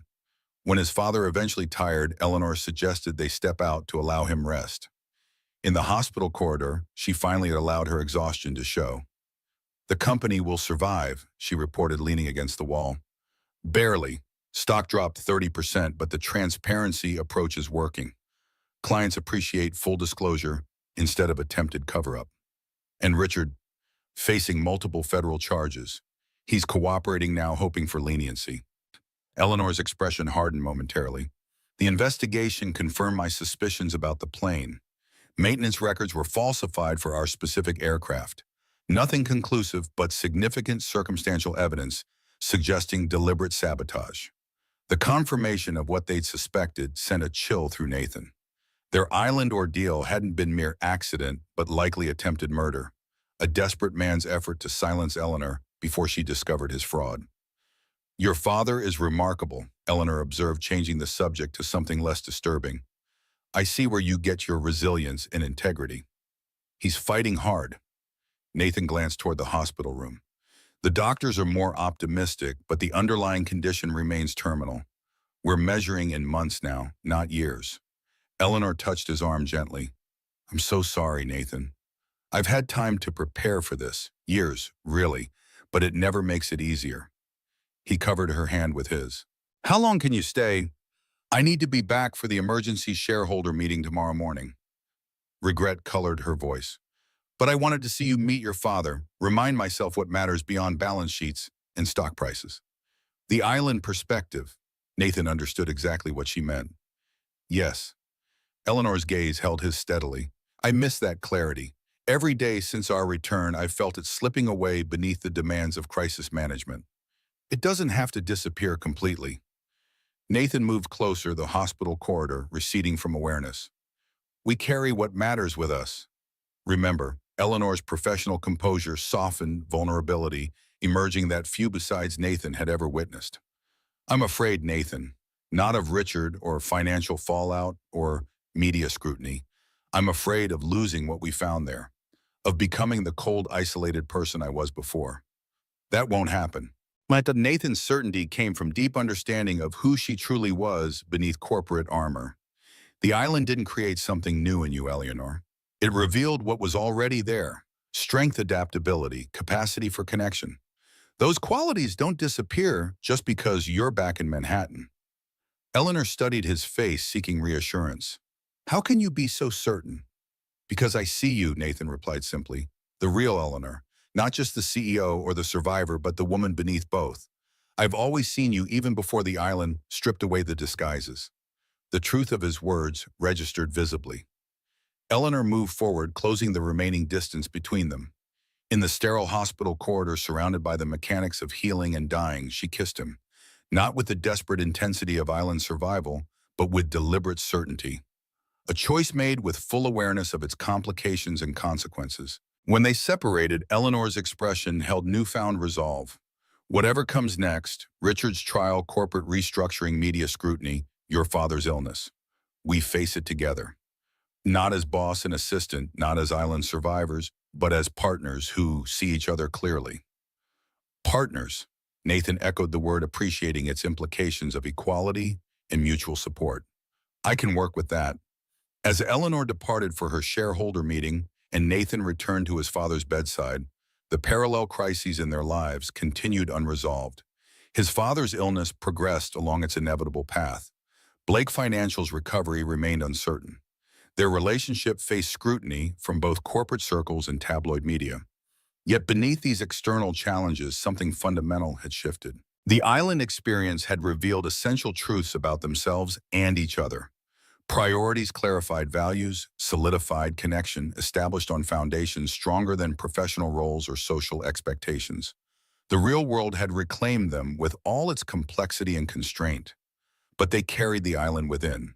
Its lessons, its revelations, and the unshakable certainty that when stripped to essentials, they had discovered something genuine and enduring in each other. 3 months after their rescue, autumn painted Central Park in vibrant hues of red and gold. Nathan sat on a bench near the reservoir watching joggers circle the water path as he waited. His father had insisted on the meeting despite his weakening condition. "Get out of that hospital room and breathe some actual air," he'd commanded with characteristic stubbornness. Nathan checked his watch. Eleanor was running 15 minutes late, unusual for someone who built her reputation on punctuality. The past months had created a new rhythm between them. Phone calls whenever possible, brief visits between her corporate responsibilities and his hospital vigil. Their connection endured despite external pressures, but true privacy remained elusive with media interest still simmering around the island survivors, as tabloids had dubbed them. A familiar figure appeared on the path, moving with purposeful strides. Eleanor had adapted her typically formal business attire, opting for a more casual elegance that suited their park meeting. Even from a distance, Nathan could see tension in her posture, something beyond her usual corporate intensity. She reached him slightly breathless. "Sorry I'm late. The board meeting ran long." "Everything okay?" Nathan stood immediately attuned to the subtle signs of distress she rarely displayed publicly. "The SEC investigation is expanding. They're examining transactions from before Richard's tenure as CFO. Eleanor's voice remained controlled, but concern etched lines around her eyes. "Which means potential issues predating my leadership." Nathan absorbed the implications. The company could face penalties beyond Richard's actions, potentially severe ones. Eleanor sat beside him, shoulders squared despite the burden. "The board is divided on how to proceed. Some want to fight, others to settle quickly, regardless of cost. And you, I want the truth, whatever it reveals." Her gaze swept across the park, settling on the distant skyline, where Blake Financial's headquarters stood among Manhattan's steel giants. "If systemic problems exist beyond Richard, I need to know. The company needs to know." This steadfast commitment to integrity had emerged as her guiding principle throughout the crisis: transparency, whatever the cost. Nathan recognized how the island experience had crystallized this approach, stripping away corporate political maneuvering in favor of fundamental values. "How's your father today?" Eleanor shifted focus, genuine concern replacing corporate worries. "Stable," insisting I needed fresh air and young company instead of hovering. Nathan smiled faintly at his father's transparent matchmaking efforts. "The home hospice team starts tomorrow. He's adamant about not dying in a hospital." Eleanor covered his hand with hers. "He's extraordinary, fighting while accepting reality simultaneously. Not many people manage that balance. He wants to meet with you again before—" Nathan's voice caught unexpectedly. "He said he has business matters to discuss." Curiosity flickered across Eleanor's face, but she simply nodded. "Of course, whenever he feels up to it." Their conversation meandered through personal and professional territories, updates on Nathan's search for new career directions, Eleanor's corporate reconstruction efforts, mundane details of daily life that created normalcy amid their extraordinary circumstances. When Eleanor's phone chimed with an incoming message, she checked it with a frown. The PR team just sent an advance copy of tomorrow's Wall Street Journal feature. Her expression tightened. "They've uncovered details about us we haven't publicly confirmed." Nathan tensed. Since their return, they'd maintained deliberate ambiguity about their relationship, neither confirming nor denying the tabloid speculation. This calculated distance protected Eleanor's professional authority during Blake Financial's crisis, while giving them space to define their connection on their own terms. "What kind of details?" "Quotes from the medical team about our unusually strong emotional bond during recovery. Speculation about shared trauma creating romantic attachment. Analysis from psychologists about survivor relationships and their typical trajectories." Eleanor's clinical recitation barely masked her irritation. "They're packaging our personal experience as a human interest sidebar to corporate fraud." The intrusion felt violating despite its predictability. "How do you want to handle it?" "We can't stop the story, but we can address it directly on our own terms before it breaks." She met his eyes directly. "I'm tired of hiding, Nathan, of calculating every public interaction to minimize corporate political damage. The island taught me life's impermanence too vividly for such waste." The declaration contained a proposal beyond media strategy.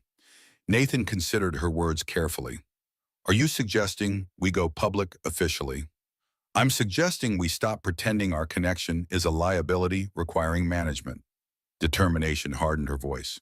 Whatever exists between us deserves the dignity of acknowledgement, not strategic concealment. This moment represented a significant threshold crossing from private understanding to public declaration would fundamentally change their dynamic. The corporate world would scrutinize their 16-year age gap and former professional relationship through lenses of power propriety and potential impropriety. The board will question your judgment, Nathan noted, not as discouragement, but as practical reality they needed to address. Let them. I've delivered 27% stock recovery since Richard's removal. My judgment stands on its results. Eleanor's confidence reflected her strengthened position after months of crisis management. Besides, I'm tired of living as though island clarity was some temporary delusion rather than profound truth. Nathan recognized the familiar resolve that had emerged during their survival, the authentic core of Eleanor Blake, stripped of corporate pretense. Then we stop hiding, but on our terms, not theirs. Their strategy developed naturally as they walked the reservoir path. They would issue a simple statement, acknowledging their relationship had evolved through shared experience, neither apologizing for nor sensationalizing the connection. No exclusive interviews, no choreographed photo opportunities, dignity through straightforward acknowledgement. 3 days later, Nathan's father received Eleanor in the living room of his modest Queens apartment, now transformed into a hospice space.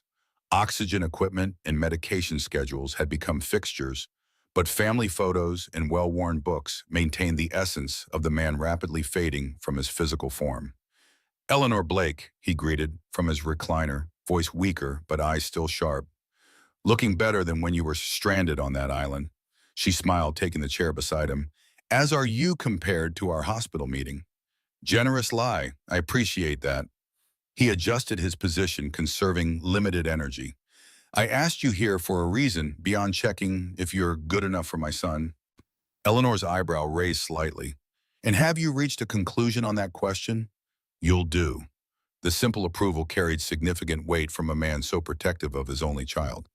But that's not what I wanted to discuss. He gestured toward a folder on the side table.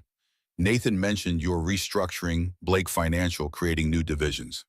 That's right, moving beyond traditional investment banking into more diversified financial services, including small business development. His question carried unusual intensity.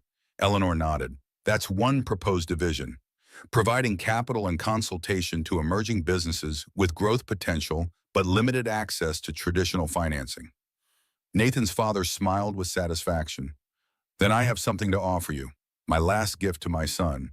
He explained that before his illness progressed, he had developed a mathematical model for evaluating small business viability, a system combining traditional financial metrics with community impact factors in sustainability projections. As a community bank loan officer for 30 years before his illness, he had refined the approach through hundreds of cases. The big banks ignore businesses below certain capitalization thresholds. Their algorithms miss viable opportunities their analysts never see. His breathing grew labored with excitement, despite the oxygen support. My system identifies potential overlooked by standard metrics. Tested it for years before getting sick. 92% accuracy in predicting 5-year survival. Eleanor leaned forward, professional interest clearly piqued. You're offering this model to Blake Financial. I'm offering it to you as someone who might appreciate its value. His gaze shifted to Nathan. With my son as implementation partner, should he choose that path. His business degree, plus my practical methodology, a powerful combination. The proposal hung in the air between them, not just a business opportunity, but a bridge connecting Eleanor's corporate world with Nathan's search for meaningful work, all anchored in his father's legacy. The elegance of its interconnections silenced them momentarily. I'd need to evaluate the model rigorously, Eleanor finally said, professional caution tempering her evident interest. Expected nothing less. He slid the folder toward her with trembling hands. Full documentation inside. Take your time. I'm not going anywhere immediately. The gallows humor extracted reluctant smiles from both Nathan and Eleanor. After reviewing the materials together for an hour, Eleanor's analytical mind clearly recognized the system's potential. The conversation shifted to implementation possibilities. Nathan's potential role in integration with Blake Financial's restructuring plans. When his father's energy finally waned, Eleanor prepared to leave. At the door, he called her back for a private word, sending Nathan to retrieve additional documentation from the bedroom. Nathan returned to find Eleanor composed but emotional, his father wearing the satisfied expression of someone who had completed an important task. Neither shared the content of their exchange, but an unspoken understanding seemed to have formed between them. As they left the apartment, Eleanor turned to Nathan in the hallway. Your father is giving us both extraordinary gifts, you a purpose honoring his life's work, me a competitive advantage in an untapped market. But most importantly, he's giving us a shared future path, should we choose to walk it together. The observation captured the multi-layered nature of his father's offering, practical, emotional, and powerfully connective across generations. 2 weeks later, Nathan stood beside his father's bed as sunrise painted the Queen's apartment in golden light. The hospice nurse had called at 4 a.m. His vitals are dropping. If there's anyone who needs to say goodbye, now is the time. His father drifted between consciousness and something beyond, occasionally surfacing with startling lucidity. During one such moment, his eyes found Nathan's with unexpected clarity. I've been thinking about the island, he whispered, voice barely audible above the oxygen equipment. Nathan leaned closer. What about it, Dad? Everyone has an island waiting, a place that strips away everything but what matters. His breathing grew more labored with each word. Mine was your mother's death. Yours was that crash. Different islands, same lesson. What lesson? Nathan asked softly. That the path forward isn't about what you own or achieve. It's about who walks beside you when everything else disappears. His hands sought Nathan's grip, surprisingly firm despite his weakness. I had 30 good years with your mother before my island. You have decades ahead with Eleanor after yours. Don't waste a single day on anything that wouldn't matter if you were stranded again. The wisdom struck Nathan with physical force, simple yet profound, distilling life's complexity to essential truth. Before he could respond, his father slipped back into unconsciousness, his breathing pattern changing subtly. 3 hours later, with morning light streaming through the windows and Eleanor having arrived to sit quietly with them, Nathan's father drew his final breath, peaceful, unburdened, complete. The funeral drew a surprisingly large gathering, former colleagues from the community bank, neighbors, extended family, and clients whose small businesses had flourished under his guidance. Nathan delivered the eulogy with Eleanor sitting in the front row, her presence a steady anchor amid his grief. My father understood value better than anyone I've known, Nathan told the assembled mourners. Not just financial value, but human value. The worth of connection, of purpose, of leaving something meaningful behind. He measured success not by accumulation, but by contribution. After the service, as attendees shared stories and memories at the reception, Eleanor found Nathan in a quiet corner, offering silent companionship rather than hollow condolences. When he finally spoke, his voice carried certainty rather than grief. I'm ready to move forward with his model, to build something that honors his work while creating our own path. Eleanor studied him carefully. You're sure grief sometimes pushes us toward decisions before we're truly ready? I've never been more certain of anything. Nathan met her gaze steadily. The island taught us both that clarity often comes through loss. My father's death isn't pushing me towards something new. It's confirming what I already knew was right. 2 months later, as winter descended on Manhattan, Blake Financial announced the creation of a new division, Reed Community Capital, focusing on small business investment in underserved markets. The press release named Nathan Reed as division director, reporting directly to CEO Eleanor Blake, with the program utilizing proprietary evaluation methodology developed by banking veteran William Reed. Financial analysts questioned the strategic diversion from Blake Financial's traditional focus on large-scale investments. Industry publications speculated about nepotism and personal relationship dynamics influencing corporate direction. The board expressed concerns about allocating significant resources to unproven markets during ongoing recovery from Richard's fraud. Eleanor faced these challenges with the same unwavering clarity she demonstrated since the island. In the boardroom, at shareholder meetings, during press conferences, she consistently articulated both the ethical and financial rationale for the expansion. Nathan, meanwhile, assembled a team blending traditional financial analysts with community development specialists, implementing his father's methodology while expanding its application. 6 months into the initiative, Reed Community Capital had funded 27 small businesses across 5 states with early performance metrics exceeding projections. What began as skepticism gradually transformed into cautious industry interest, with competitors monitoring the experiment from a safe distance.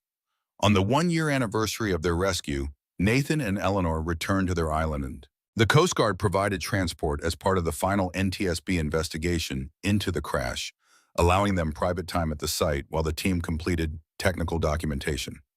Standing on the beach where their ordeal began, the island appeared simultaneously familiar and foreign. Nature had reclaimed their campsite, erasing most traces of their presence. Only the most permanent markers remained: the crashed fuselage partially submerged offshore, the clearing where their shelter had stood, the rock basin that had provided life-sustaining water. Strange how something so pivotal in our lives has continued existing without us, Eleanor observed, scanning the coastline, as though our week here was insignificant to the island itself. Nathan understood her sentiment exactly. Humbling, isn't it? We experienced transformation, while the island experienced Tuesday. They retraced their survival journey, the water source, fishing spot, cave shelter, during the storm. At each location, memories surfaced with vivid clarity. Eleanor's first successful fish catch, Nathan carrying her through the storm, their shelter collapsing beneath the fallen palm. At the site of their final camp, where Eleanor had fought fever and voiced her deepest fear of dying unmourned, they sat together in contemplative silence. The jungle sounds created familiar background music, insects buzzing, distant birds calling, leaves rustling in the gentle breeze. "I've been thinking about what constitutes home," Eleanor finally said, voice quiet beneath nature's symphony. "For decades, I defined it through possession. My penthouse, my office spaces I owned but rarely inhabited emotionally." Nathan watched a colorful bird land on a nearby branch, its plumage iridescent in the dappled sunlight. "And now I understand home isn't geographic, it's relational." She met his gaze directly. "The island taught me that home exists wherever authentic connection happens, even in the most inhospitable circumstances." The insight resonated deeply with Nathan's own evolving perspective. His father's apartment, despite its modest furnishings, had contained more genuine home than many luxurious spaces he'd encountered. The island, for all its dangers, had offered a form of home through their growing connection. "I've been considering the penthouse," Eleanor continued, referencing her luxurious but sterile Manhattan residence. "It never felt truly inhabited, just owned and maintained, like a hotel suite I visited between meetings." Nathan nodded, understanding her unspoken question. Since his father's death, he'd maintained the Queen's apartment while gradually transitioning into his new role at Reed Community Capital. Their relationship had deepened through shared work and personal connection, but they had maintained separate residences, partly from practical necessity during his father's illness, partly from mutual desire to build relationship foundations beyond crisis circumstances. "Are you suggesting we find someplace new together?" The question contained implications beyond real estate. "I'm suggesting home is something we create rather than purchase." Eleanor's gaze swept across the island that had stripped away her corporate armor. "The address matters less than who shares it." The Coast Guard investigator approached before Nathan could respond, informing them they needed to depart within the hour as weather conditions were changing. As they made their way back to the beach, Eleanor paused at the rock basin that had provided their water. "I've been carrying a question for months," she said, running her fingers through the clear liquid as she had during their survival. "One I've hesitated to ask because timing never seemed right." Nathan waited, sensing the significance of her uncharacteristic hesitation. "Your father spoke to me privately that day before he died. He said something I've reflected on constantly since." Eleanor's typically confident voice contained unfamiliar vulnerability. "He told me, when you find someone who sees you clearly, through both success and struggle, who values who you are rather than what you've built, that's the rarest treasure in life. Don't let fear of judgment steal it from you." The words sounded exactly like his father, direct, insightful, cutting through pretense to essential truth. Nathan felt simultaneous grief and gratitude. Hearing wisdom he had never had the chance to thank his father for sharing. Eleanor continued, "He then asked if I was prepared to build a life where professional achievement wasn't the primary measure of success. If I could embrace partnership rather than authority as my fundamental relationship model." Her eyes held Nathan steadily. Important questions I've been considering carefully. The air between them seemed to still island sounds receding as significance crystallized. And have you reached conclusions? Yes. Eleanor stood facing him directly. I want partnership with you, Nathan. Not just professional collaboration or romantic connection, but true partnership across all dimensions. Sharing home-building legacy facing whatever islands life places in our path. The declaration, characteristic in its directness, while revolutionary in its content, represented complete transformation from the isolated armored CEO he'd met a year earlier. Nathan recognized the courage required for someone so fiercely independent to voice such vulnerability. Traditional proposals typically involve rings rather than island metaphors. He observed with gentle humor, acknowledging the marriage proposal embedded within her broader invitation to shared life. When have we ever been traditional? Eleanor's smile contained both confidence and uncharacteristic nervousness. Besides, I thought this location carried appropriate symbolism. Nathan closed the distance between them, taking both her hands in his. My father was right, seeing clearly through success and struggle is rare. We've had the extraordinary privilege of experiencing both extremes together in compressed time. He squeezed her hands gently. My answer is yes, to partnership in all its dimensions. The Coast Guard seaplane carried them back toward Miami as afternoon storm clouds gathered on the horizon, much like the day of their crash. This time, however, they flew safely above the turbulence, the island diminishing to a small green speck amid endless blue. We should consider somewhere with water, Eleanor mused, watching the coastline appear. Not necessarily oceanfront, but with water access. Your father mentioned you enjoyed sailing as a teenager. Nathan smiled at her characteristic shift to practical planning after emotional revelation, the CEO's mind never completely dormant, even in personal matters. Hudson Valley, perhaps, close enough to Manhattan for work, while offering actual living rather than just residing. Their vision formed naturally during the flight, a property combining home and small operational center for Reed Community Capital's expanding workspace for entertaining and retreat water access for occasional sailing. Not isolated luxury, but connected purpose, reflecting lessons from both island survival and Nathan's father's example. 2 weeks later, as spring returned to New York, they founded a historic property in Garrison, overlooking the Hudson River with a renovated 19th century main house and converted carriage house perfect for small office operations. The 5-acre property offered privacy without isolation, nature without disconnection from community. The previous owners were retiring conservationists, the realtor explained as they toured the grounds. They're particularly interested in selling to someone who appreciates both the historical elements and natural setting. Eleanor, typically decisive in business matters, showed uncharacteristic patience in examining every aspect, testing water views from different windows, analyzing renovation quality, considering workspace functionality. When they finally stood on the dock, extending into the river, watching afternoon light play across the water, she turned to Nathan with quiet certainty. This is it. This is home. The property transaction proceeded with the efficiency expected when a financial CEO handles negotiations. By early summer, they had relocated both residentially and professionally, establishing Reed Community Capital's headquarters in the converted carriage house, while making the main residence truly theirs through thoughtful renovation and personalization. Corporate New York watched this development with mixed reactions.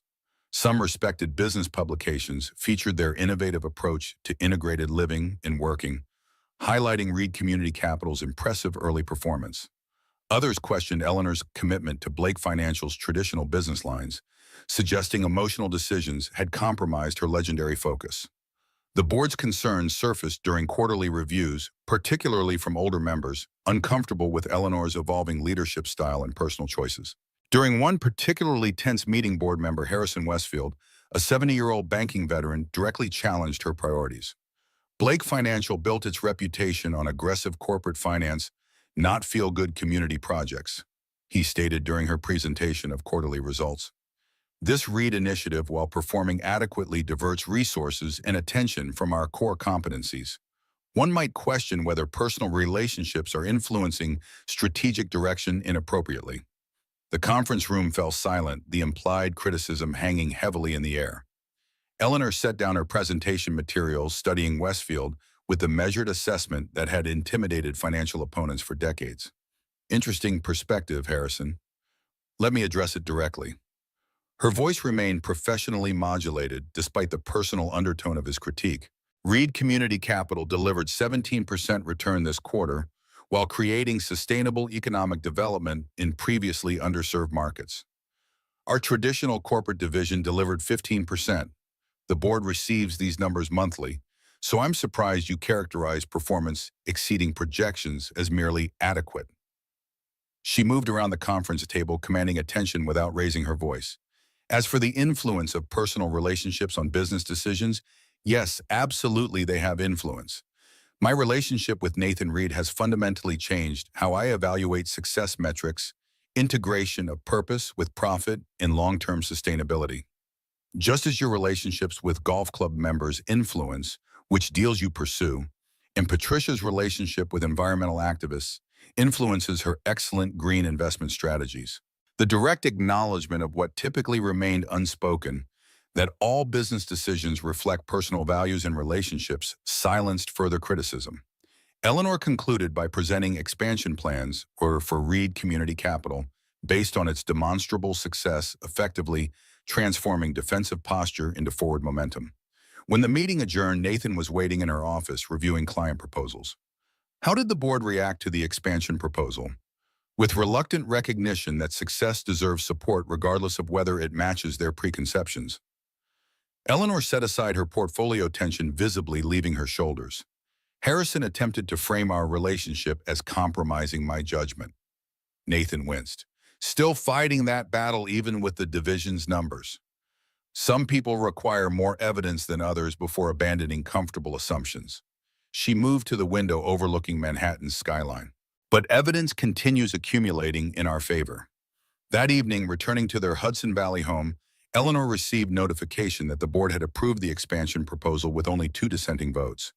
The validation of their integrated approach, personal partnership, enhancing professional vision rather than compromising it, represented significant milestone in their post-island journey.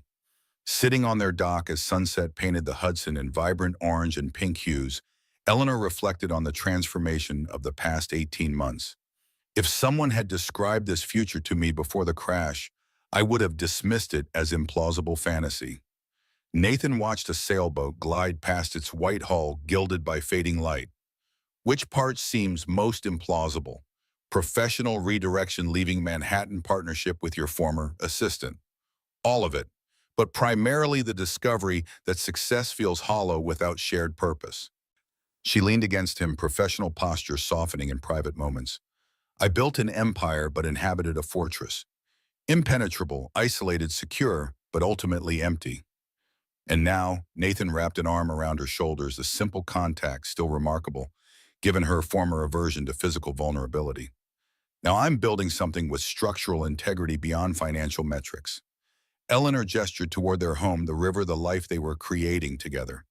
Something that would still matter if another crash stripped everything else away. The observation circled back to island wisdom, identifying what remains essential when external trappings disappear. Both had carried this perspective into every decision since their rescue, evaluating options through the clarifying lens of survival priorities. As twilight deepened into evening, Eleanor removed a small box from her pocket, uncharacteristically traditional for someone who had proposed partnership on a tropical island without conventional trappings. I've been carrying this for weeks, waiting for the right moment. She opened the box, revealing not a typical engagement ring, but a pair of matching bands crafted from aircraft titanium. Made from a section of our crashed plane the Coast Guard recovered. I thought it appropriate symbolism. The gesture practical, yet deeply romantic, unconventional, yet meaningful, perfectly encapsulated Eleanor's transformed approach to connection.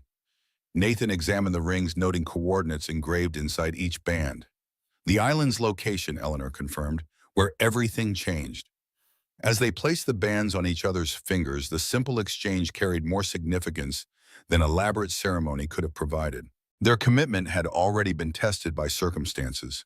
Few relationships ever face survival dependency, professional restructuring, family loss, public scrutiny. The rings merely acknowledged what experience had already proven. 18 months after their rescue, Blake Financial hosted its annual charity gala, the company's most prominent public event, attracting financial elites, political figures, and media coverage. Eleanor and Nathan attended together openly, their relationship now established fact, rather than speculative gossip in financial circles. During the event, Eleanor was scheduled to announce Blake Financial's new philanthropic initiative, a foundation providing entrepreneurial education and seed capital in economically disadvantaged communities. The program represented natural evolution of Reed Community Capital's success, extending financial opportunity beyond traditional boundaries. As Eleanor prepared to address the assembled guests, Nathan watched from nearby, still occasionally struck by the dual nature of the woman he'd come to know so intimately.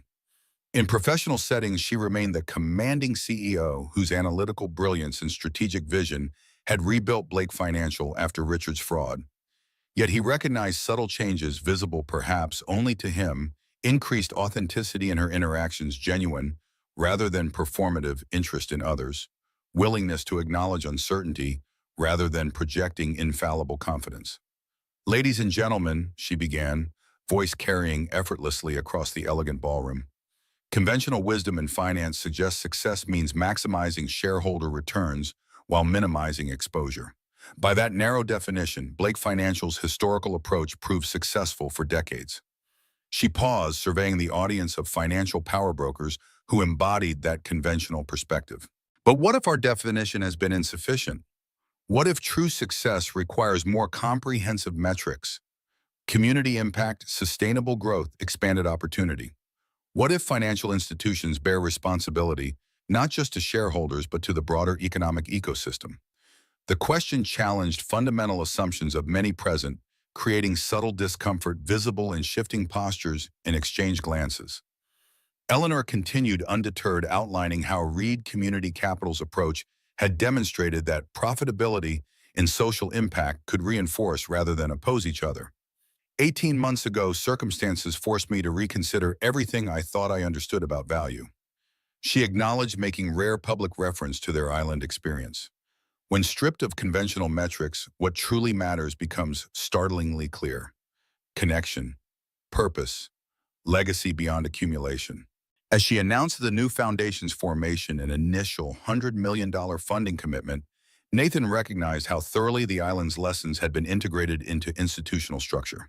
What began as personal transformation had expanded to corporate revolution, challenging industry assumptions about profit and purpose as mutually exclusive priorities.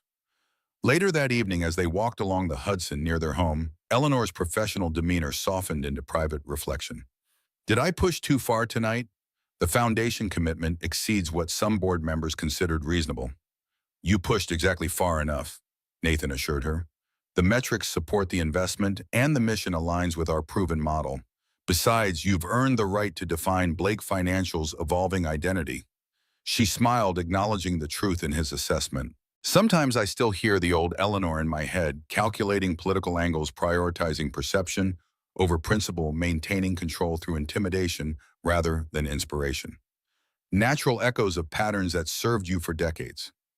Nathan understood these lingering tensions between former identity and emerging authentic self. "The difference is you recognize them now rather than being unconsciously defined by them." They reached their dock where moonlight silvered the river's surface into shimmering pathways. Eleanor paused, contemplating the water's constant movement. "I've been thinking about what's next," she said quietly. "Beyond Reed Capital's expansion, beyond the foundation launch, personal next steps." Nathan waited, recognizing her characteristic process of thorough internal analysis before sharing conclusions. "I want a family, Nathan." The declaration emerged with characteristic directness despite its profound personal nature. "Not immediately, but soon. While my age still permits it, while we have energy to raise children properly." The statement represented perhaps her most significant departure from former life priorities. Eleanor Blake, before the island, had dismissed family as incompatible with her professional ambitions. This reconsideration reflected fundamental shift in how she measured life's value. "I've been thinking the same," Nathan admitted, "not replacing what I lost with my father, but extending what he gave me, continuing the legacy of values rather than just preserving his professional methodology." Their aligned perspective emerged naturally from shared experience, Rather than compromise, both had independently reached similar conclusions about what constituted meaningful legacy. The island's clarity continued guiding their path forward, even as external circumstances evolved and immediate survival concerns receded into memory. 2 years to the day after their rescue, they stood together on their dock, watching summer storms gather across the Hudson. Lightning illuminated distant clouds reminiscent of the tempest that had altered their flight path and ultimately their lives. I received the final NTSB report today, Eleanor said, eyes tracking the approaching weather front. Mechanical failure in the hydraulic system controlling rudder function. Maintenance records confirmed deliberate tampering consistent with Richard's access timeline.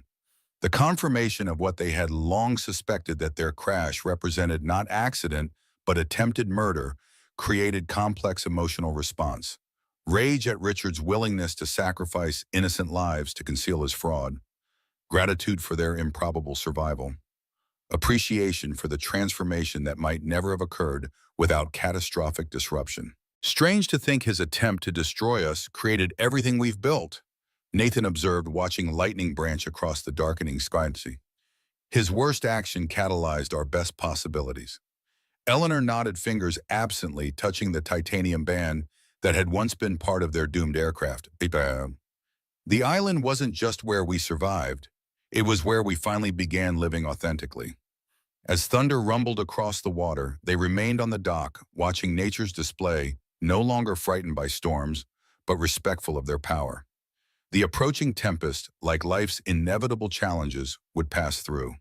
What would remain was what had sustained them on their island connection purpose, and the certainty that when everything external disappeared, what truly mattered became unmistakably clear. There's a universal island waiting for everyone, Nathan said, echoing his father's wisdom. A moment when pretense becomes impossible and true priorities emerge. Eleanor's hand found his as lightning illuminated the river in brilliant white flashes. Most people never find their island until it's too late to apply its lessons. We received rare gift clarity while time remains to live by its truth.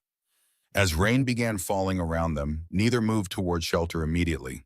After surviving island storms with nothing but makeshift protection, standing together watching weather's natural progression felt like honoring their journey, acknowledging respect for forces beyond control while celebrating resilience developed through facing them directly. Some people spend lifetimes searching for what we found through catastrophe, Eleanor observed as they finally turned toward home, rain soaking them in seconds. The courage to lose everything and discover it was never what mattered most.